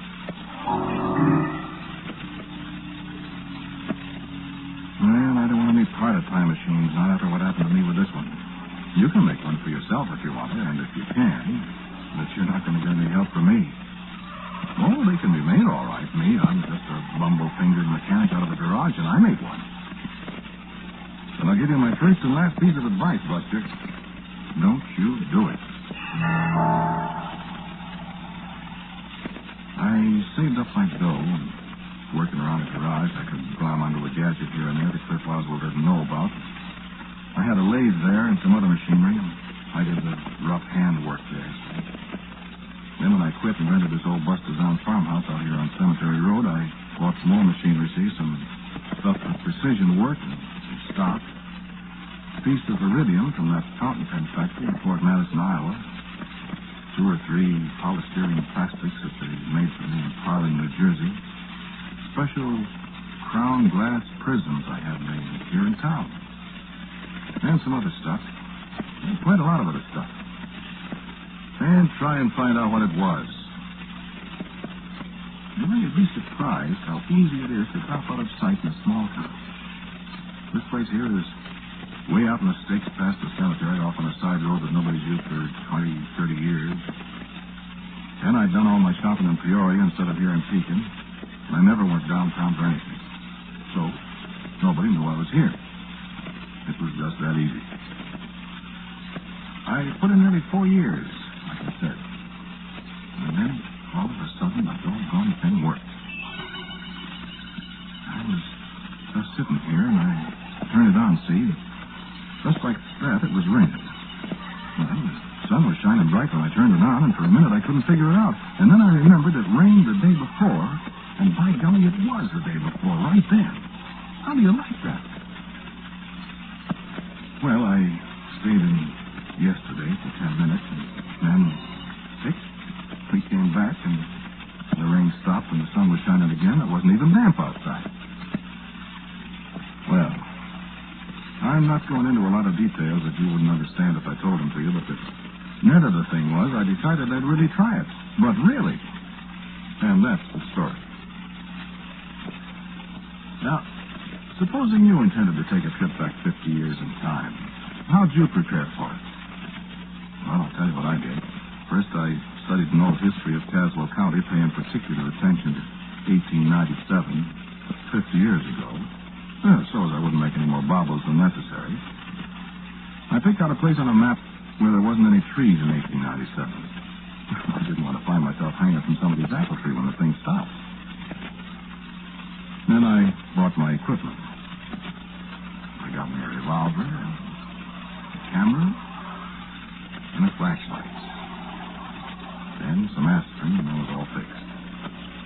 I moved the gadget out in the back lot where the map said there wasn't any trees 50 years before, and I set it back to 50 years, and I was reaching for the relief when I got a sudden fast thought.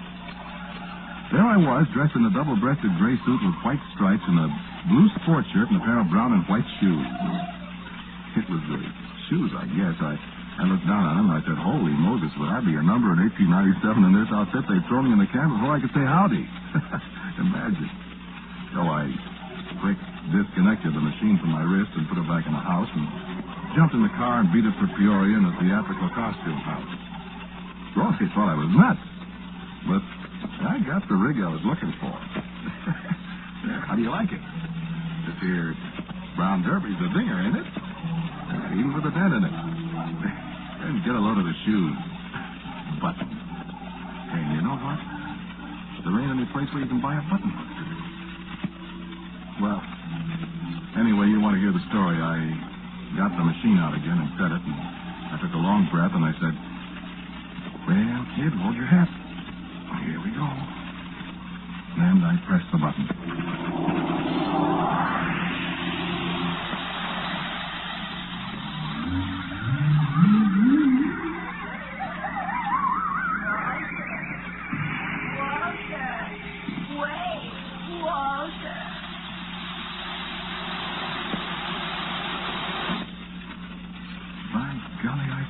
Somebody calling me. They couldn't. You hold up your hands there, you hear me? What? Now, look out with that gun, Buster. Hold up your hands or I'll be forced to shoot. Who do you think you are? You'll find out soon enough. Keep your hands up now, you hear me? This is a fine way to welcome a stranger, Bud. This is the way I welcome strangers all the time. Don't give me any sass either. Who are you? My name's Walter McCoy. What you doing here? I'm a visitor. Visiting who? Visiting, the sheriff. Oh, you are, eh? John Stout. Pleased to meet you. Huh? I'm John Stout, stranger. Oh, my God. And you sure are going to visit me. Come on, march.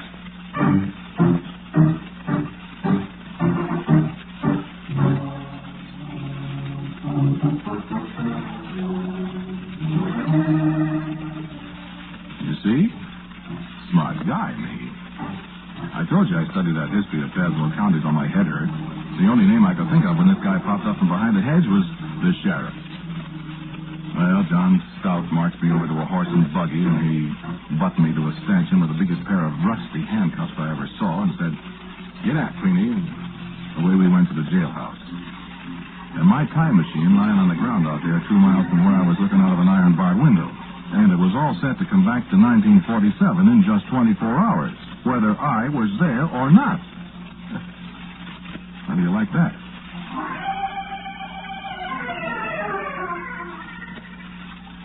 I had a very pretty picture of me getting a 50-year jail sentence and getting out of Joliet just in time to come back to the house out on Cemetery Road and pick up where I left off, only at the age of 76 instead of 26. Very pretty, huh? Yeah, that's what I thought. Well, they had me up before Judge Curran good and fast, but try as they couldn't get anything on me. Horse stealing. I didn't steal any horses.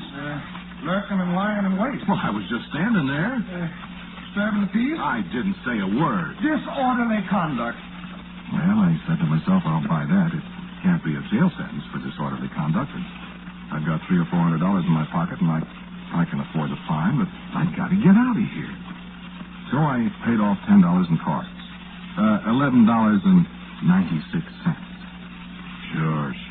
Oh, I'd remember to get some old, big-sized bills, all kind of dirty, figuring they wouldn't examine the bills close enough so that I could get away if I got in a jam, you see, before anybody looked at the dates. I was the smart kid. It says here. By this time, I've got a lot less than 24 hours before the old machine takes off, and I'm beginning to get a small order of goose pimples on the back of my neck because I'm not exactly sure where the darn thing is. After all, I've never been here before except 50 years later, you see, and if I missed the thing, oh, man. I thought, though, I'd kind of case the town a little bit, so if I wanted to come back, you know. Well, I walk up Court Street a block, and there on the corner of 5th is Bill Kelly's livery stable, where Connigan's Sport Agency is now. Right across the street, practically, from where I used to work for Cliff Oswald. There's nothing but a vacant lot there.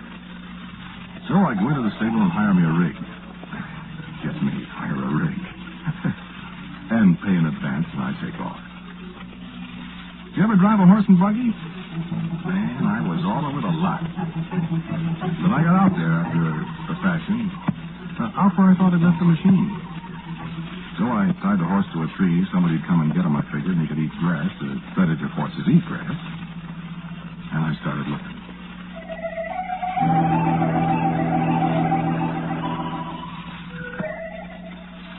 It was just a great big field, see?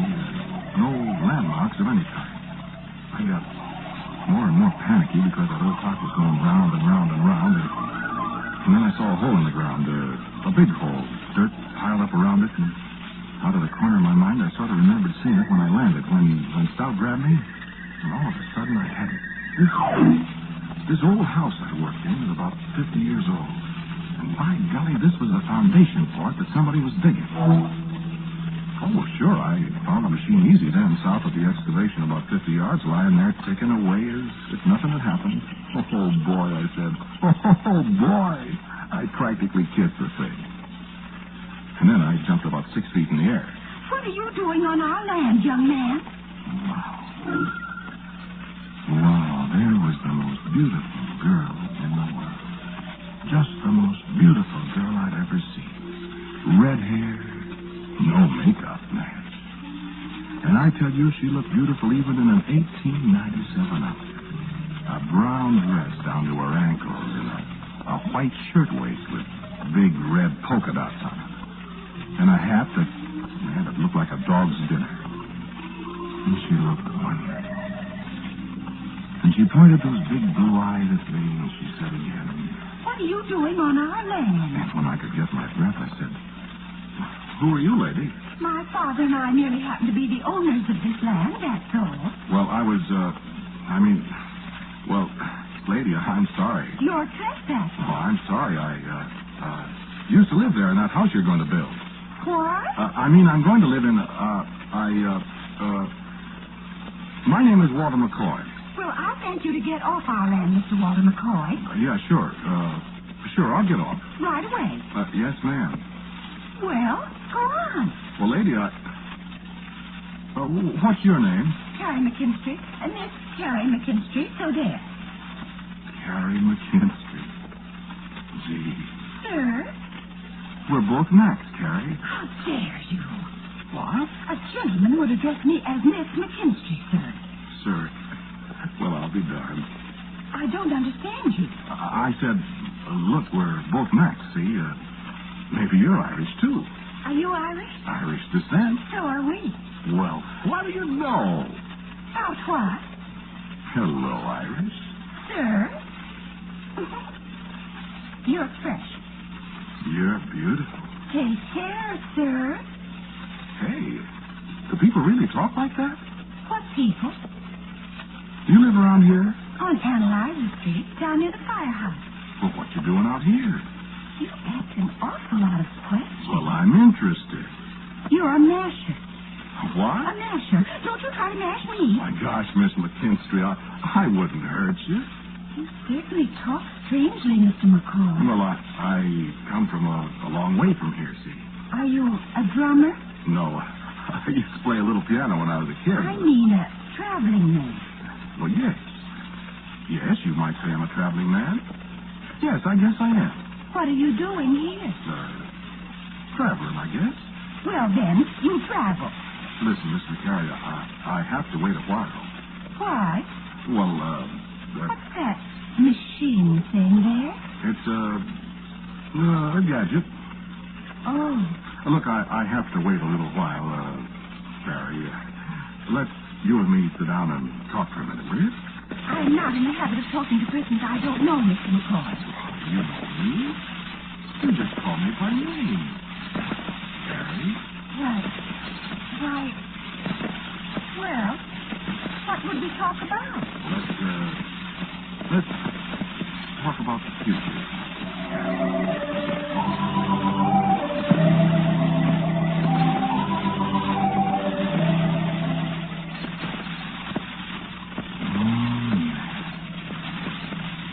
Did you ever hear of love at first sight? Yeah, I was always thought to. Didn't? No. I wish you could have seen that girl. Red hair, blue eyes. Oh, I said that, but I didn't. Well, nobody's going to see her. Not me. We sat there on a pile of chairs and talked. Now, I don't know what we talked about, so I guess I did most of the talking. I told her about automobiles and radio, skyscrapers, airplanes, I said. I think I did. And she sat there and didn't believe a word of it, but she loved it. We got along toward dark and we still sat there. And the sun was down across the river. Oh, man. Yes. I did. I forgot for a minute she was Irish. Oh. I'll have you know that I'm a respectable girl. And I picked myself up out of the dirt and shoved my jaw back in place. Oh, Walter, did I hurt you? Oh, Walter. And the sound of her voice came back to me. Remember when I took off on this trip? Somebody yelled at me. Then I didn't have any more time to think because Carrie had her arms around me and she was crying and kissing me. And yeah, it sure was love at first sight. Double. Carrie McKinsky and Walter McCoy. October 6th, 1890. And then she pushed us all away from each other. There's somebody coming. What? Who? Where? Down the road. Look. And I looked. I couldn't miss that apple-gray mare queen. Even if I hadn't known it was Sheriff Stell, I could hear way down the road the gong on the dashboard of his buggy. He was heading right for the place he found me. It's the sheriff. Well, let me out of here. You have to hide. Quick. Walter, hide. Yeah, but where? In the cellar. Quick. Jump in. I must go down cellar one of these days and see if my footprints are still down there on the cellar floor. I drove myself right up to the knees jumping in. So I scrabbled some dirt from me and squeezed up in the corner. The machine taken away right under the chin. I heard them coming in. How do you do, Sheriff? Oh, howdy, Gary. Seen anything of the miscreants? A mystery. I figured he'd come out here when I captured him before. Captured? Who is he? He's a doggone counterfeiter, that's all. Counterfeiter? Picked him up for disorderly conduct, and he paid his fine, and all the coins was dated from 1932 to 1947. 50 years from now. Oh, no, Sheriff. Why, goodness, yes. They ain't gonna take me in. Put him in jail for 100 years. Sure you ain't seen me, Gary? I waited on the dirt holding that rat. I waited 10 minutes. No, Sheriff. I haven't seen anybody. Well, all right. If you do, though, Gary, let me know. Might even be some kind of reward. All right, I will. Good night, Sheriff. Don't forget. No, I won't forget. You can come out now. Counterfeiter.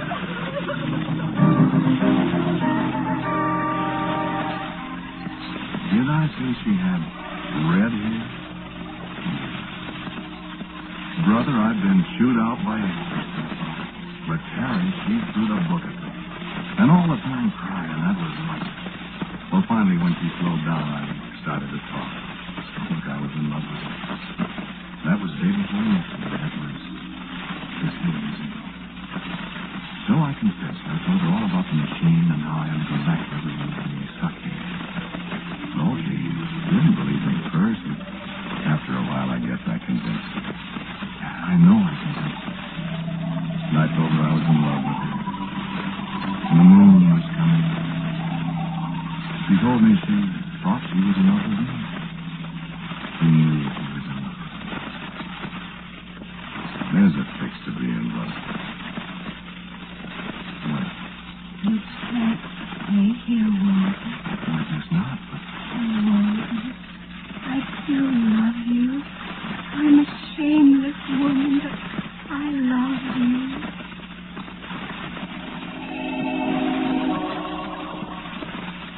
You see? I looked at the machine. I had the way to coffee this morning. We couldn't sit there in the field all night. I said, I'll take you home, Carrie, and we can talk about it on the way.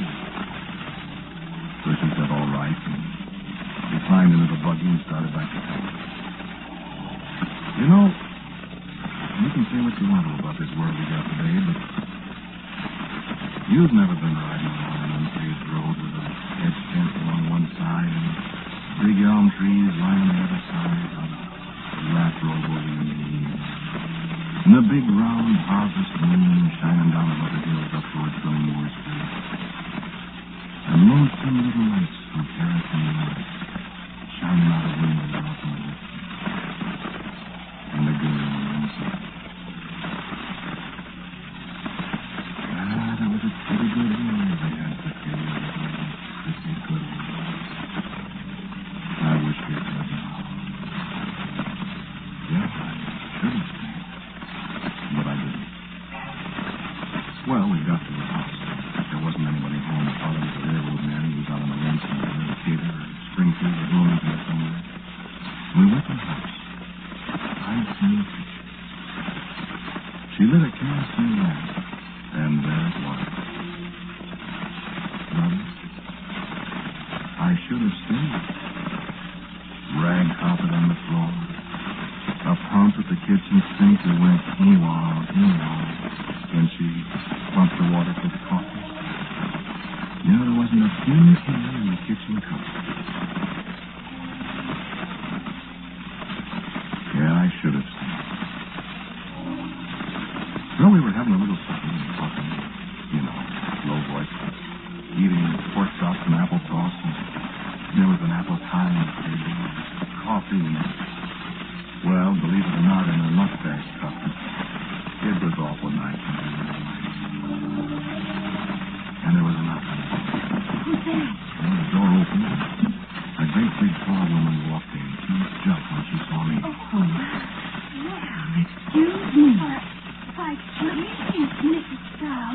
No, there's company, Carrie. I wouldn't come dressed in like this. It's all right, Mrs. Stout. Mrs. Stout, this is Mr. McCoy. Nice to meet you, Mr. McCoy. How do you do? I've been poorly, but I'm tolerable now, thank you. You're a stranger in town, Mr. McCoy? Mr. McCoy is a stranger in town. My goodness. I'd be totally, ain't he? Was your father approved for it? That's any of my business, of course, but it is a little odd. Isn't it, Mr. McCoy? Yes, it's very odd. Mr. McCoy is a friend of mine, Mrs. Stout. Well, I should think so. Mrs. Stout lives next door, Walter. I forgot to tell you. I see, and Mr. Stout lives there, too. Of course, he's up at the county jail quite a lot. He's the sheriff, you know. Yes, I know. Yes, you know. He's out looking for a mystery someplace. Yes, he's a stranger in town. Is that so? He'll be called any minute. Maybe he'll drop in. Oh, well, I gotta be going. Yes, Walter is in a hurry. He just stopped in for a bite to eat. Well, I just happened to see that rig from the big panel livery table out in front. And this guy puts that rig in out in front of the food street. So I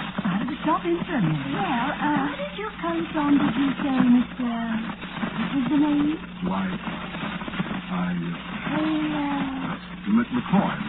But I'm so sorry, sir. Well, good night. Good night. Good night. Walter. I get it. But I've done for you. It's all right, honey. If I can get out of here before Stout comes home. She'll tell him. You kidding? Sure she will. I'm going to see how fast that horse and Mr. Kelly's is. You have to hurry, Walter. Oh, Walter, darling. Yeah, it can't be helped, honey. But I wish. Oh, Walter, you will come back, won't you? You bet I'll come back. And I'll make me another of these machines, and I'll come and get... He's in there. He's right in there with Captain Gibson. Turn out the light. Come on back, Carter, baby. Come on. That door, Walter, quick. Hear me? All that, my boy. I'll come back, Jerry. I'll come back. Hurry, hurry. Somebody there. Just kiss me quick. Walter, I love you. I love you. Come back. Come back. I'll come back. Where'd you go? Hurry, Walter. And I ran. Brother, how I ran. Over a board fence, and I could hear the sheriff yelling right behind me. Then the machine was ticking and ticking, and I was wishing it was 8 o'clock and wondering what had happened when I did come back to 1897, and then...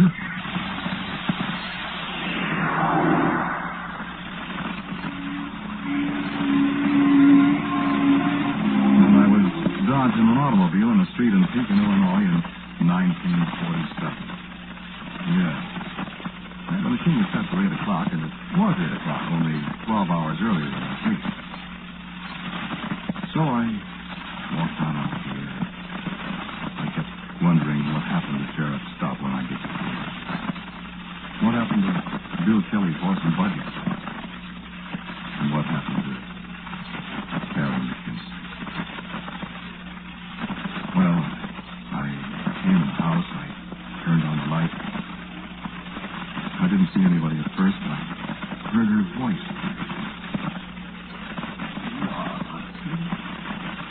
And there in my easy chair was an old man. And she spoke to me. I wait. So, 50 years I've wasted water. And you didn't come back.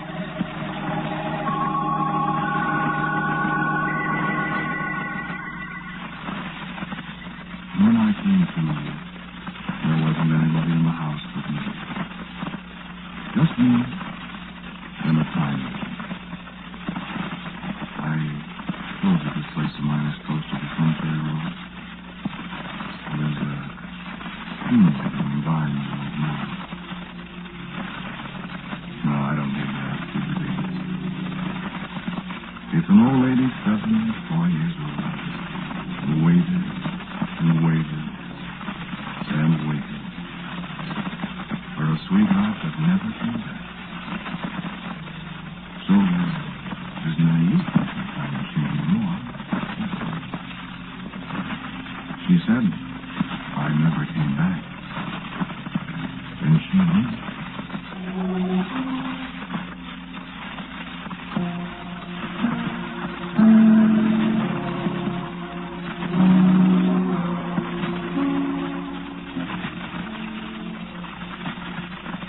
You have listened to Quiet Please. It is written and directed by Willis Cooper.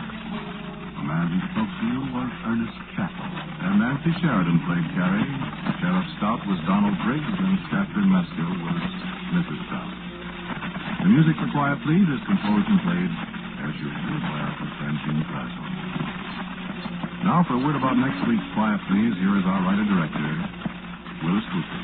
I call next week's story Camera Obscura, which, if you understand the pattern, means dark room. You may like this story, what takes place in this dark room. And so, until next week at this time, I am quietly yours, Ernest Chappell.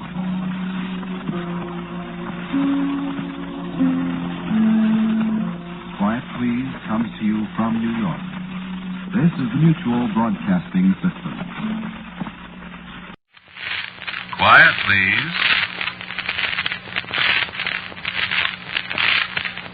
Quiet, please.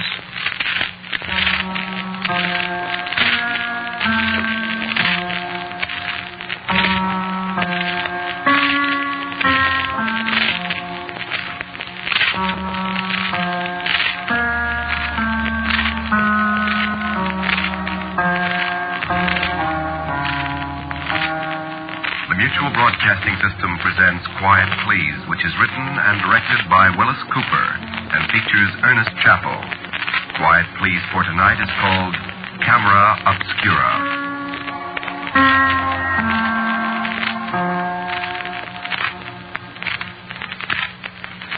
I don't suppose you ever killed anybody, did you? I didn't think you had.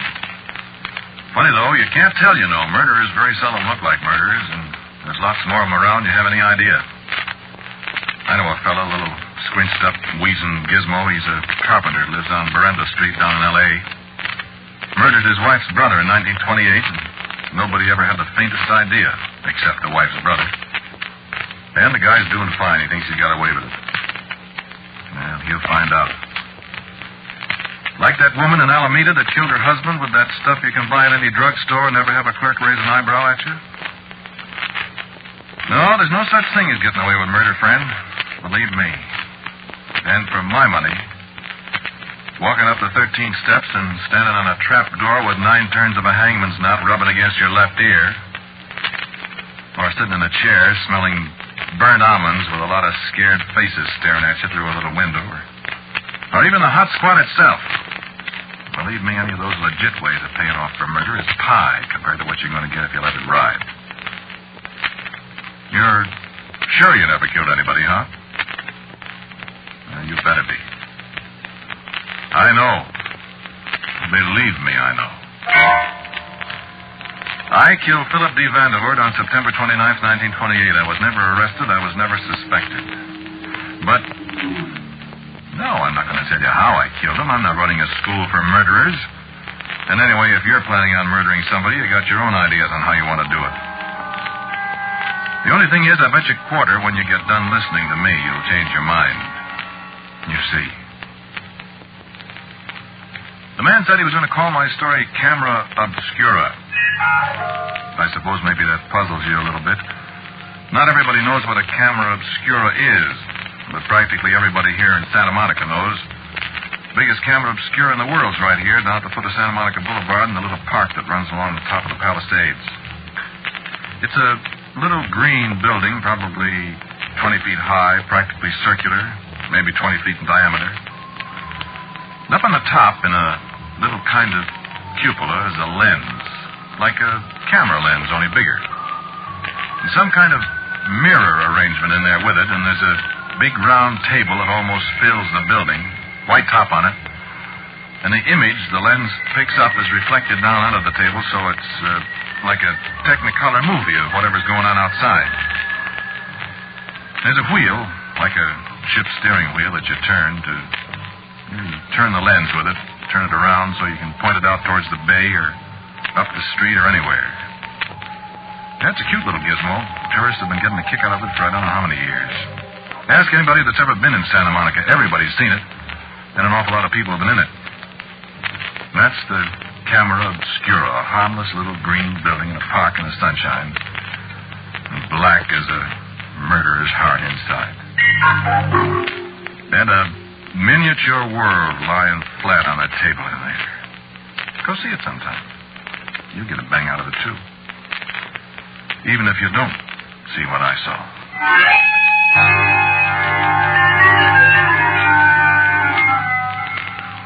There was this girl that worked in Llewellyn's restaurant next door to Harry Cowan's bargain store where I worked. Oh, I've forgotten her name, Kate or Mary or Joanne or something. Just to show you. That morning, I went next door for a cup of what Llewellyn claims is coffee. Nobody in there but this girl, this waitress, Mary or Kate or whatever her name was. She'd been crying. I said, "What's the matter with you, kid?" Nothing. Give me a cup of coffee. What's the matter, kid? Oh, nothing. Di, you seem so Vandervoort the last couple of days. I looked up at her, and the tears started out of her eyes again, and I said, "And?" And I was telling the truth. I said, not since night before last. Why, I said. Where'd you see him? Why, down to the PE station down the street. What's the matter? Did he run out on you? I'm sorry. Did you know? What do you mean? Did he? He's gone. You sure? I knew it when I gave him the money. I knew it. What did you do? Did you give him money? Oh, sorry, don't tell anybody, will you? Please don't. Well, I won't, but... He said he needed $200 to pay a man for something, and the banks were closed, and he couldn't get any money, and he needed it so bad. You mean you gave him $200? I borrowed it from Llewellyn. I told him I'd give it back to him in the morning. I had $240 I'd saved up, and... Sorry, what am I going to do? Wait a minute, I said. So this was where the money came from. Well, wait a minute, I said. You mean you borrowed $200 from Llewellyn to give to Phil, and now he's gone and you got to dig it yourself? Saved, sorry. Now I... Well, ain't that fine? Ain't that fine? How come you did it? Couldn't you have borrowed it from somebody else, for God's sakes?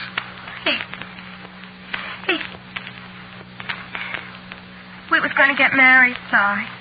Well, you sap. $200, you sap. I know it. But what am I going to do? I guess pay up. You said anything to the police? Oh, no. You going to? I don't know. Should I? No, I can't. Why not? Well, I don't know if he really ran out on me, but... You were going to marry him, huh? He asked me to. Yeah. Well... Oh, Si, don't say anything about it to anybody, will you? No, I won't say anything. I won't say anything. If he's really gone... He's gone, all right. What should I do? Well, you can go to the cops if you want to, but if I was you, you'd get an awful lot of publicity, you know that. Worth $200 to you? I know it. I don't know what to do. Well, I gotta beat it. Harry will be screaming for me. Here, you got change for a $10 bill? Yeah, I guess so. $10. Let's see. 2, 3, 4, 5, 10. See what I mean? She didn't have the faintest idea that was one of the $10 bills she gave to Phil Vanderbilt a couple of nights ago. Isn't it amazing? I should have thought she'd notice how wrinkled and damp the bill was from the salt water. You see, I didn't think about going through his pockets till after I took him out there under Santa Monica Pier and fastened him to one of the pilings down deep. That was a good place, I thought. Nobody ever goes out there. Nobody but the barracuda and the flat, ugly stingrays with those rows of teeth like white needles.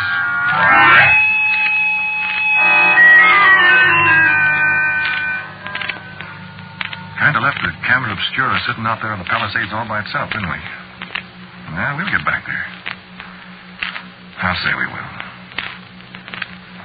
It was funny about Phil Vanderbilt. He was one of those fellas you see around town. You never get to know him.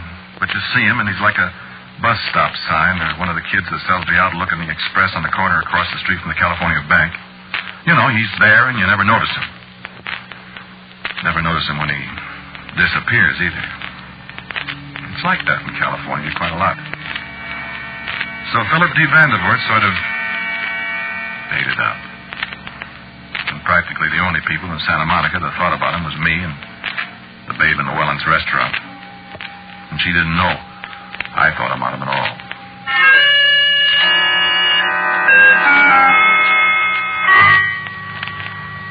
Funny how a fella is. She never brought up the subject of Phil. I was the one that talked about him. And she... Well, I guess she had been in love with him. There's something about being in a setup like this, a game, kind of, playing it right up to the edge, saying things that'd give you away if she'd had the slightest inkling. A great kick. Yeah, a great kick. I remember one afternoon. I had Wednesday afternoons off, and that day I stopped in the restaurant. She was putting on her hat. Llewellyn had told her her business was slack that day, and she could have the half day. So instead of eating a piece of pie, I said, "Come on, let's take a walk." Thought maybe we could out to the beach and take one of the trams over to Ocean Park and play tango, eat a couple of hot dogs. So we started down Broadway, and I said, "Hey, you ever been in that camera Obscura over there?" No, you? No, let's go see what it is. Okay. It was one of those afternoons when the sun was still shining bright. There was a big bank of fog sitting offshore a few miles, sort of sneaking in to take over. Those afternoon fogs in Santa Monica are a thing. They slide in, and all of a sudden it's like a great big, damp, gray seagull sitting down on top of it. So I figured the fog would be in another hour, and the beachfront is pretty dreary when that happens, so maybe we'd kill a little time in this gizmo and then walk on over to the Criterion and see the Rough Riders. That was what was playing then, the Rough Riders. There isn't anybody around the camera Obscura when we climb up the steps. No tourists, nobody, just the girl and me, whatever her name was. The wooden door bangs behind us. I didn't know a place could be so dark. Well, we stood there and looked at the white-top table and the moving picture of Santa Monica on it. I have to admit it's quite a kick the first time you see it. But I hadn't seen anything yet. I twisted the wheel around, and the picture slid across the tabletop, and there were the breakers rolling in. There was the Monica Ballroom and the merry-go-round on the pier, and people fishing and people walking around. And I thought about what was under that pier, if it was still there. And then a man walked by real close, so he almost filled the whole picture. He turned, and he seemed to look right at us, up off that tabletop. Look, there's Phil. And there he was, staring right at me and kind of smiling, and right behind him in the picture was the pier I left him on. And he stood there, and she fumbled at the door and threw it open, and the light flooded over the picture, and he was gone. Yes, and when I went outside, he was gone from there, too. But we saw him, Si. We both saw him. I don't know. I couldn't tell her it was impossible for Phil Vanderbilt to stand outside the camera Obscura that afternoon, could I? I had to go along with her. I had to say, "Sure, you'll see him again. Sure, you'll get your $200 back. Sure, he'll show up again." Every time I said it, I got that chilly, cold seaweed feeling between my shoulder blades. I should have had sense then and gone up to Clarence Webb's office and turned myself in and said, "Clarence, I murdered Phil Vanderbilt, and you'll find him tied to a piling under the pier out there just the other side of the dance hall." I should have done that. All they'd have done to me was send me up to Folsom and put the black cap on me. No, I had to do it the hard way. I had to get away with murder. I had the hunch, and I didn't play it. I wish I had, that's all. Let's go over to the camera Obscura again, Si. I didn't want to go to the camera Obscura again. I didn't want to go in there in the dark. I didn't want to see that picture. I didn't want to see Phil Vanderbilt. This afternoon, the fog was already coming in. You couldn't see the end of the pier. And as you looked out toward the bay, that white wall kept easing in closer and closer. I had the feeling that when it got to me, I'd disappear, too. Right in broad daylight, you get that feeling. It was warm in there in the camera Obscura from the sunshine that had been beating down on it all that morning. Look at the fog, Si. Look, Si. And the fog in the picture swirled aside a little. There was somebody coming toward us. I had the illusion that he was actually coming toward us right out of the picture. And then the fog blew away a little more from his face. It's Phil. Look, Si, it's Phil. I knew we'd see him again. Phil! Phil! And she ran out of the place, and the door slammed shut. I was all alone in there. She ran down the steps, and I could see her in the picture, and Phil came walking steadily toward me, and then I could see her in the picture. She ran toward him outside there, and I could hear her calling outside. Then she ran toward him in the picture, and I could see them both just as plain as I see you. And she ran straight through him as if he was part of the fog himself, and he kept on coming closer toward me. Closer and closer. I don't know how I got out of there. I honestly don't know. I remember I couldn't find the door in the dark, and When I finally did get out, my hands were all full of splinters from pounding on the walls, and there was a gash over my eye where I fell down the stairs, and I'd never been so scared in my life. I mean to say I had never been so scared in my life. You see, something tripped me as I opened the door. Something caught my ankle and threw me. No, it wasn't Phil Vandervoort's hand, as you're probably thinking. It was a long strand of wet seaweed. The kind that gets all tangled around the pilings under the pier.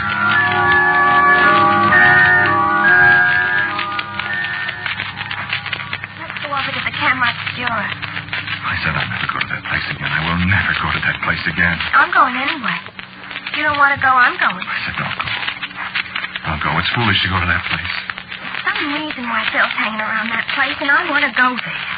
I know why. I know why he's hanging around there. No, I won't go to the movies with you. Going over to the camera Obscura, whether you want to go or not. And I knew I had to go. I said to myself, if you let that girl go over there by herself, she'll see him again, and what'll she find out? I said to myself, you got to go with her so you can keep her from finding out whatever she might find out. And I said, well, all right, I'll go just this one time.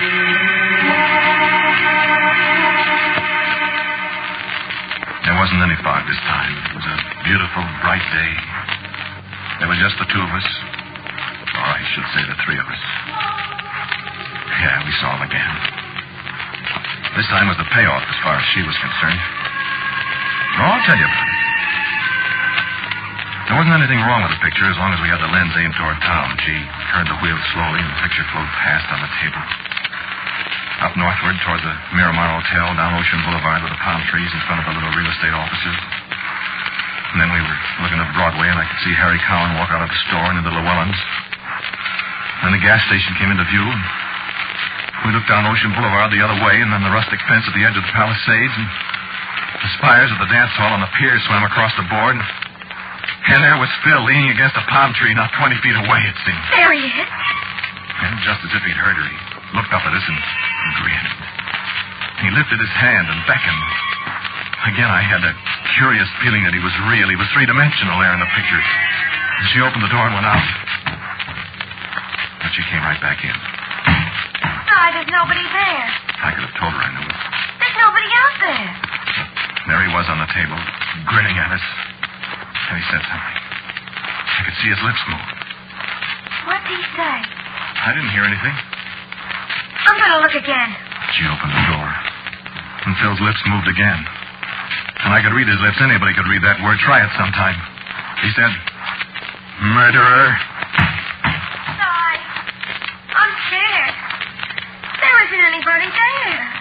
And the little figure in the picture smiled again. And he raised his hand and pointed straight at me, and I could see his lips move again. And I knew she had read his lips, too. He said it again. Murderer. Stop that. There's somebody there. I saw it. Now I know. Now I know why we can't see him out there. He's haunting you. You killed him. You killed. Murderer.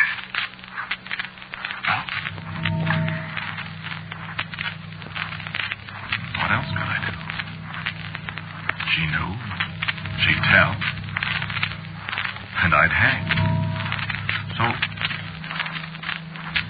And I can't even remember her name.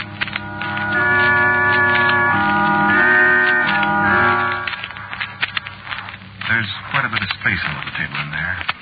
And it's dark, like I said. After a little while, I opened the door and looked out, very casually.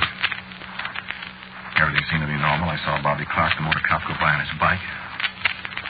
Harry Cowan was walking back into the store. Nobody was looking at me.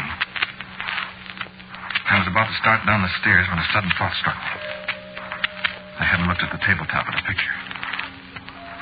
I closed the door and turned around. Phil was still there in the picture, still looking at me. And there, beside him under the palm tree, was the girl.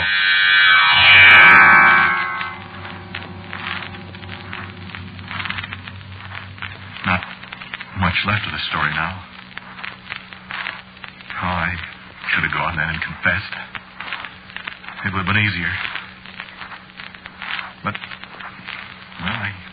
Nobody'd ever find Phil. And I didn't want anybody to find her. They locked the place up at night, but the door came open easy.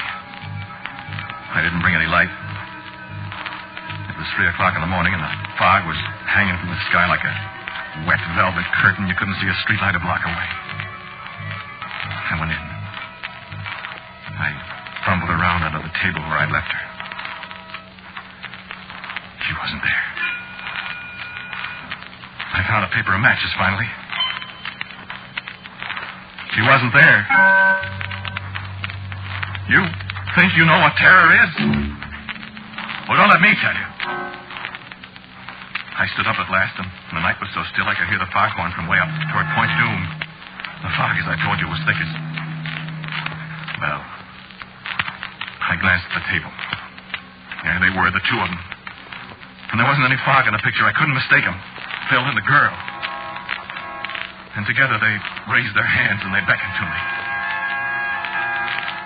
I knew I couldn't move. But I opened the door. I went down the steps into the fog. There was just one tiny spark of hope in the back of my mind. Just one tiny spark. I knew they wouldn't be there. But they were. And they turned and started away. And I followed them through the fog. Down past the suburban station. Down the hill to the pier. Down across the boardwalk. Down across the clinging, sticky, wet sand and the fog running its fingers through my hair. And under the pier with the wet, spongy piling making hell's own high forest around me. The smell of dead things cast up from the sea and the waves reaching for me. They went on, and I followed. And the waves beat at my knees. And the undertow crushed at my waist. And I followed. And then I felt my breath being snatched from me. There was a long furrow of seaweed across my face. And ice. And the taste of salt.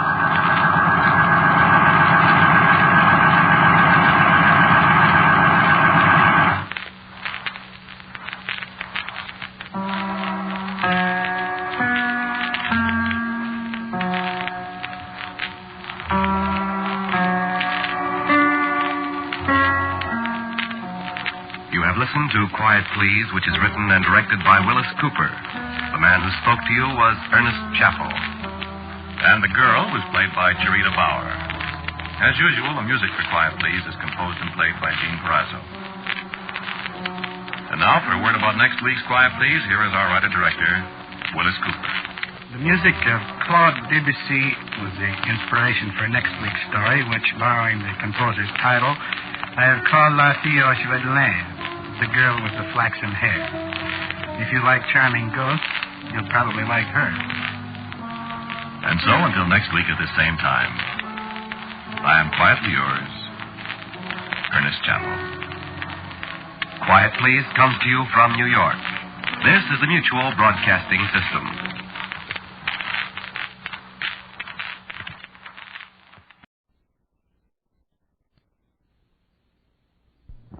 Quiet, please. Quiet, please.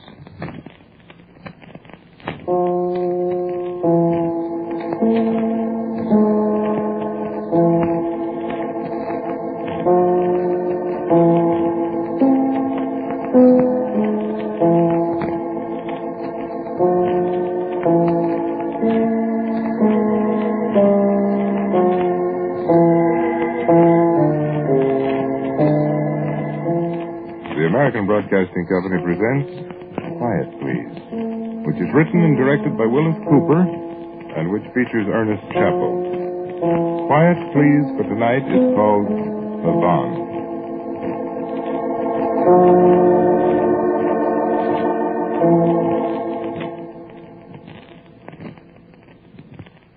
You would think that a man going home after more than half a year here in a little town in France would be happy.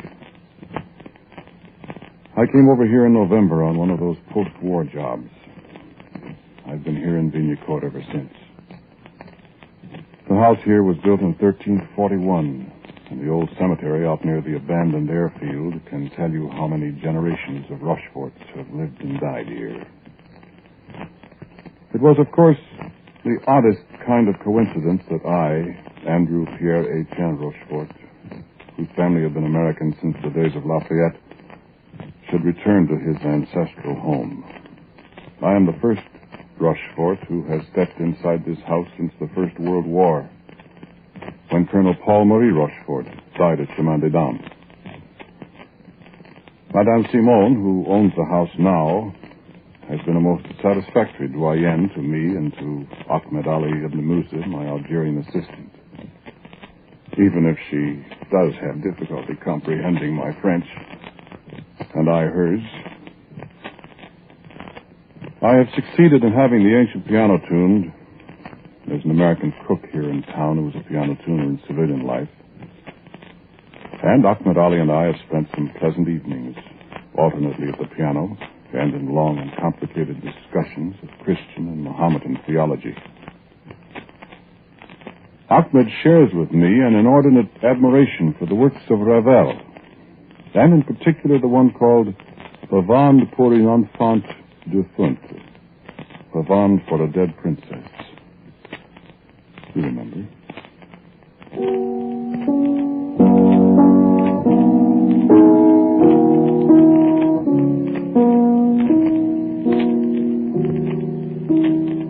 I remember that this night we'd been talking about the curious quality of fatalism that colors the whole life of the Mohammedan. It's all prescribed for us, the prophet said, before we're born, you see. But you do admit that individuals can alter the patterns of their own lives and of others, don't you, Ahmed? We only think we alter them, Andrew. Whatever we may do is merely bringing to life the cosmic play script that is already written for us. We're bound by the script as actors are. As a matter of fact, we are actors, playing parts in a drama. Or a comedy. Yes, or a comedy. But we've never rehearsed. It unfolds for us, minute by minute, hour by hour, day by day. Yeah, it's reducing life to a pretty uninteresting formula, Ahmed. Oh, no, by all means, no. On the contrary, I find it provides me, at least, with a consuming curiosity to see what's on the next page.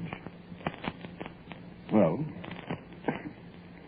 it certainly simplifies things, doesn't it? It occasionally provides a surprise.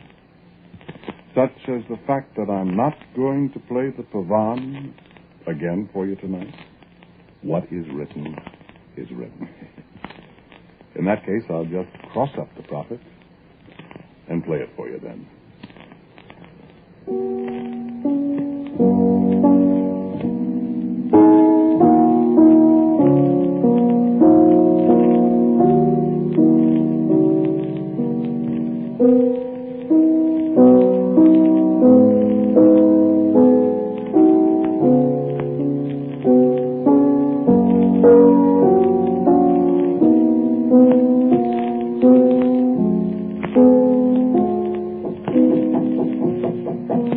See who it is, will you, Ahmed? Of course.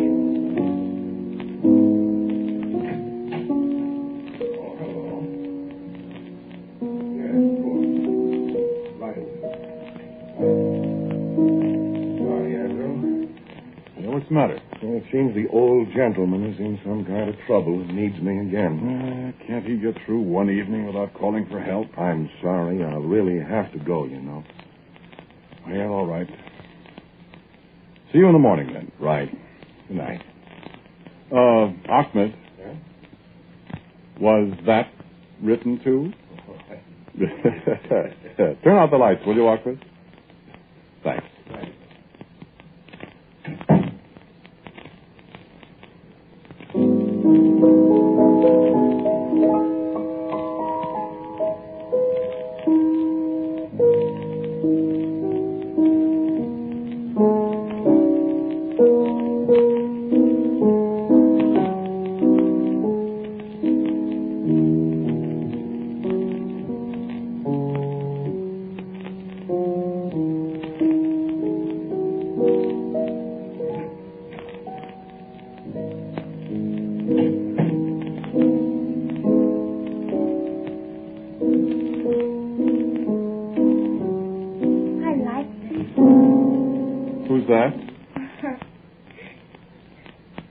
Who are you?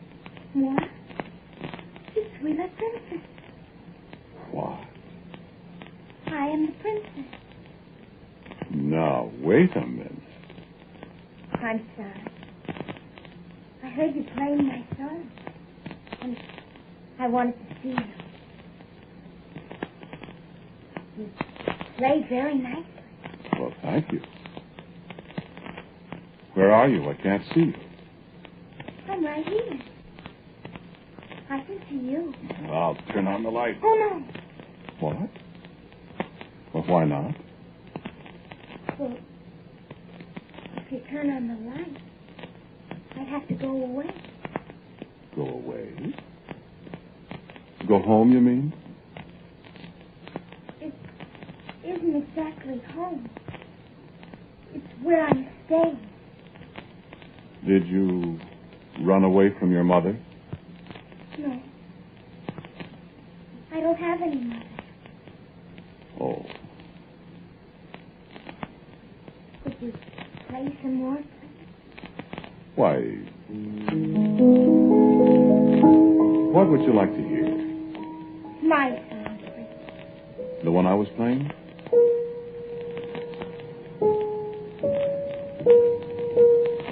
Yes, please. Why do you call it your song? Because I'm the princess. I think. You have a name, though. Oh, yes. Joan. In French, it's Jean. That's a very pretty name. Yes. Please play. All right.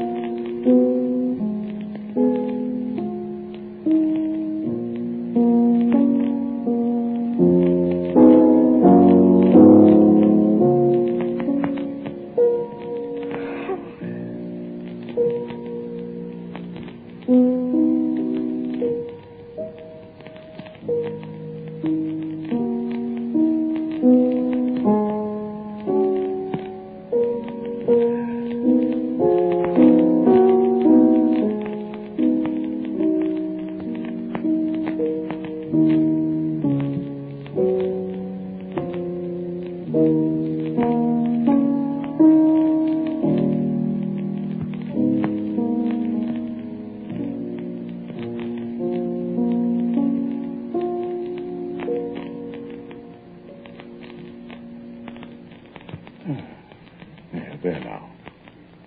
Oh, it was beautiful. Well, thank you. I must go now. Wouldn't you like a chocolate bar to take with you? I don't know what that is. It's nice to eat. No, thank you. Well, maybe your folks would like it. I don't have any folks. Do you have? Me? Oh, yes. I have a wife. You don't have a little girl? No. Not yet. I could be a little girl if you wanted me to. You could. Maybe you wouldn't want me to. Well, I don't know, Joan. I haven't seen you yet. Well, someday you can see me. If you really want to. I'd like to very much. But now I have to go. Would you like me to go with you? It's awfully dark out. And it's late. Oh, no. I'm not afraid of the dark.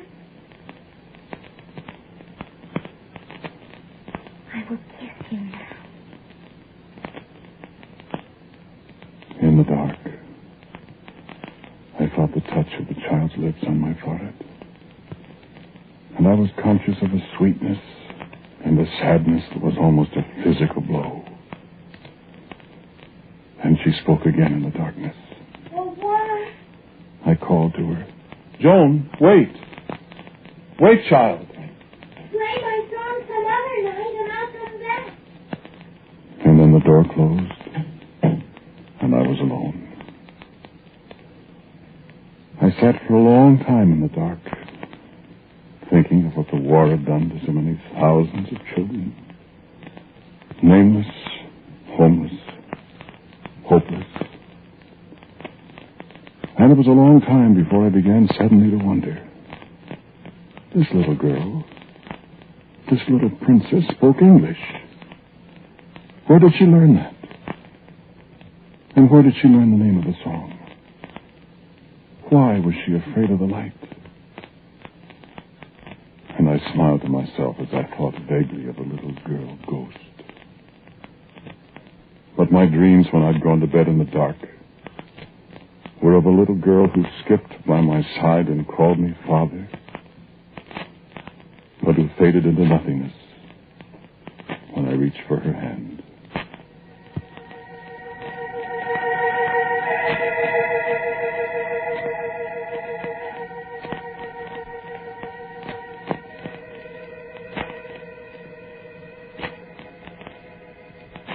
I questioned Ahmed about her. He knew nearly all the unhappy, skinny children of Vinya Court. None of that description, Andrew. I'm sure I remember. I asked Miss Lewis, the Quaker girl at the little hospital. No. I'm certain I've never seen a child that answers to that. You say her name is Joan? Joan. That's right. I've never seen her. Well, new children appear almost every day.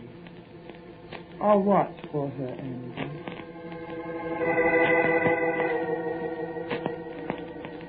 I watched the children of the town from my office window. I found myself paying only half-hearted attention to the ponderous trivialities the town dignitaries brought to my desk. I found myself listening for a certain voice in the clamor of children playing somberly in the street. You will pardon me, I am sure. I've always considered myself a practical, down-to-earth person. And I wish you to consider the effect such an occurrence has upon such a man. You can understand, I am sure, that I was forced to two almost inescapable conclusions. The first, that I had seen a ghost, I discarded at once. Almost at once. The second, that I had had an extraordinarily vivid dream. This conclusion I accepted. But Ahmed, I'm not so sure you're right, Andrew. There's a way, you know, to make sure. I had almost forgotten that. Play my song some other night and I'll come back.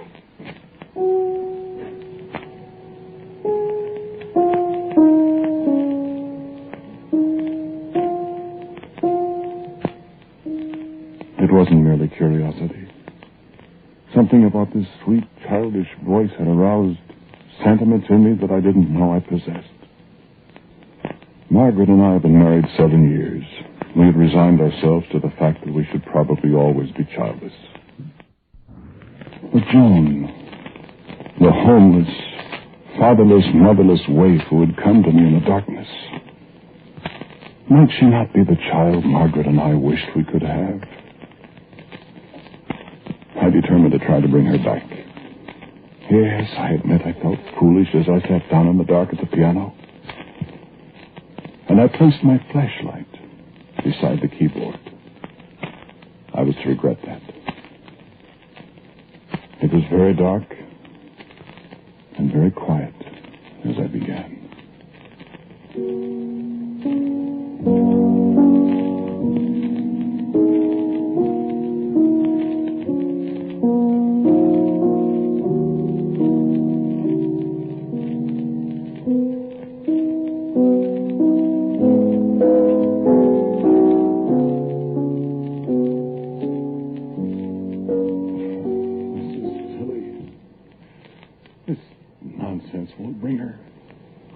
right here. Joan, It was so beautiful. where did you come from? I just came in. Where have you been all this time, child? Oh, out there. I've been looking everywhere for you. But you didn't play my song. I was afraid it wouldn't bring you. Did you really want me? I wanted you very much. I'm very glad. I was afraid nobody would want me. Joan, where do you live? Well, I'm not sure. Well, what do you mean by that? I'm just not sure. I don't remember very well. Well, Joan, haven't you any parents? Parents? No. Are they? Well, they're not dead. They're just not. I don't understand you, dear. Why did you call me dear?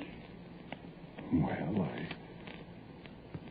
Is it because you love me? Why, Is it? Do you love me? yes, Joan. Do you have a little girl of your own? No. I wish I could be a little girl. Well, perhaps you could. I could call you Mother. Why, yes. And I would have a mama, too. Oh, yes. I would like it. Oh, I would like it very much. Shall I turn on the lights now so we can see each other? No. You couldn't see me if you turned on the light. Are you afraid I'm not pretty? I'm sure you're pretty. I don't know. You'd have blue eyes and dark hair. Yes. And you'd have a pretty little snub nose. With freckles? With freckles. Is that the way you want me? Exactly. Would my mama love me, too? As much as I do, darling. You might not love me if you knew all about me. Oh, yes, I would. I would love you and Mama very much. All my life I would love you. Then it's settled. Now, let's have a look at you. Shall we? I picked up my flashlight and pressed the switch. I called, Joan! Joan! But there was no answer. I sprang up and flicked the wall switch. The bare bulb hanging from the ceiling threw every object in the room into bright relief. I was alone. And as I stood there, dazed in the sudden brightness, I heard a small sound.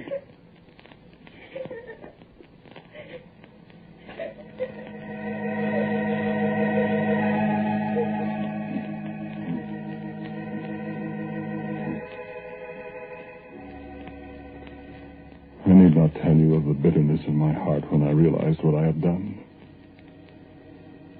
I need not tell you of the agony that sent me racing into the night outside, calling frantically for the child. I needn't tell you of the doubt and wonder, the wild thoughts that clutched at me. Was it a dream? It couldn't have been a dream. Was it a ghost I had seen? I couldn't bring myself to believe that. And yet, I took leave of absence. Achman and I and Miss Lewis searched every corner of the town. We took long trips into the country, delved into ancient, deserted houses, questioned hundreds of people. There is another single place to look, Andrew. It was a dream, Andrew. But I knew it couldn't have been a dream. And though my friends tried their best to dissuade me, I could not give up my search. Night after night, I sat at the piano. But never the sound of a softly opening door, never anything but silence and solitude and an overpowering sense of guilt. And I fell ill. Ahmed and Miss Lewis were with me a great deal. Can we drink this, Andrew? Watching me, nursing me, stilling my delirium. At last the fever passed, and I opened my eyes to the same dingy, ancient room in the house of my forefathers. Then, lying alone in my bed at night, I came to the final, inescapable conclusion. Joan did not exist. Joan had lived in this house in some other time. Joan did not exist. This was a haunted house. And I remember how I wept alone in the dark one night, thinking how I had banished her from me forever. I whispered her name in the darkness.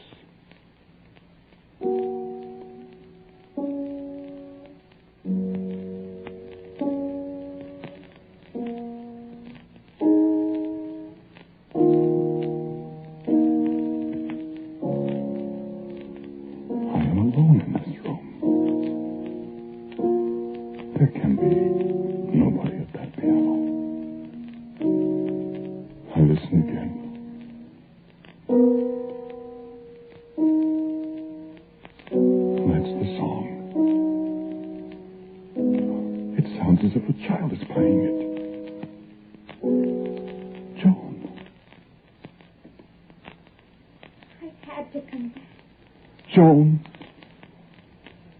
I was afraid you didn't want me, really. You did come back. Do you want me? I don't know how we can do without you, darling. I know. I heard you crying in the night. I did cry, Joan. I know. I cried, too. You know what I thought? You know why I cried? Yes. You thought I was a ghost. But you're not. No. Father. And you are going to be our little girl. You're sure you want me? More than anything else in the world. Would you swear it? Yes. No matter what happens? No matter what happens. And you'll always love me? Always. And you won't mind if you can't see me for a little while? Whatever you say, Joan, I can't lose you again. And if I'm different when you see me? How old are you, Joan?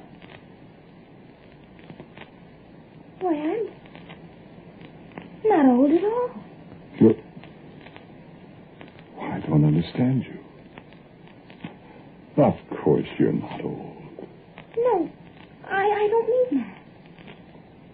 My darling, I don't understand. Well, you see, you have to take me the way I am. If you really want me. Of course. You sound like a grown-up when you said that. I know what is written. Joan. Then you take me for your very own, no matter what happens. And I spoke with all the deep sincerity of a man entering into a solemn compact involving the lives of three people. I do, Joan. I will love you as long as I live. Now turn on the lights and let me see my little girl. No. Why not, darling? Because if you turn on the light, you can't see me. But why can't I? Why? Because I'm not born yet, you see. Joan. But I will be. I'll be your really, truly own little girl. But is this true, child? Yes. It's true. Now I can tell you the rest of it. The rest? What? You said I would be your little girl. No matter what happened. Yes.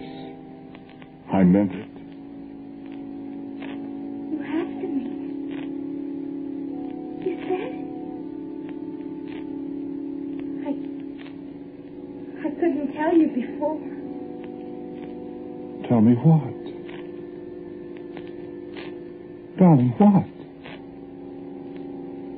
Oh, Father, I loved you so much, and I deceived you. I wanted you to be my father. Well, what is it? Child, what is it? I'll be your little girl. But not for so very long. Well, what do you mean by that? It is written, Father. I have to die when I'm 8 years old.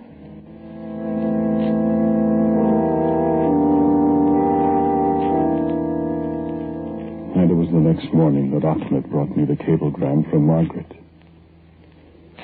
He read it to me. Our daughter, born this morning, 7 o'clock. 7 pounds, dark-haired, blue-eyed loveliness. How do you like Joan for a name? Love, Margaret.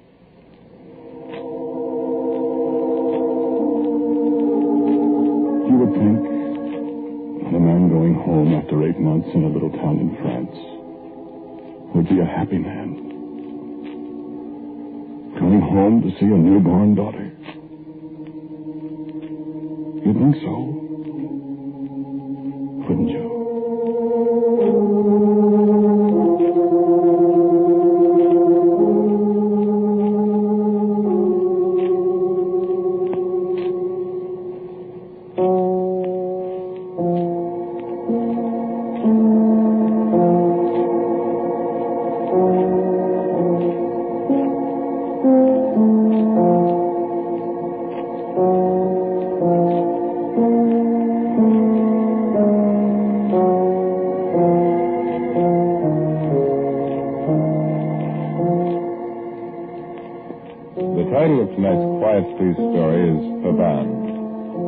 And directed by Willis Cooper. And the man who spoke to you was Ernest Chappell. And Joan Laser played Joan. Donald Briggs was Ahmed Ali. And Ann Seymour was Miss Lewis. Albert Berman played the music for Quiet Please. Now for a word about next week, here is our writer-director, Willis Cooper. Next week, after more than 2 years, this series of Quiet Please comes to an end. And for our show next week, number 107... I'm giving you a play based on the title of the series, Quiet Please. And so until next week at the same time, I am quietly yours, Ernest Chappell. This is ABC, the American Broadcasting Company.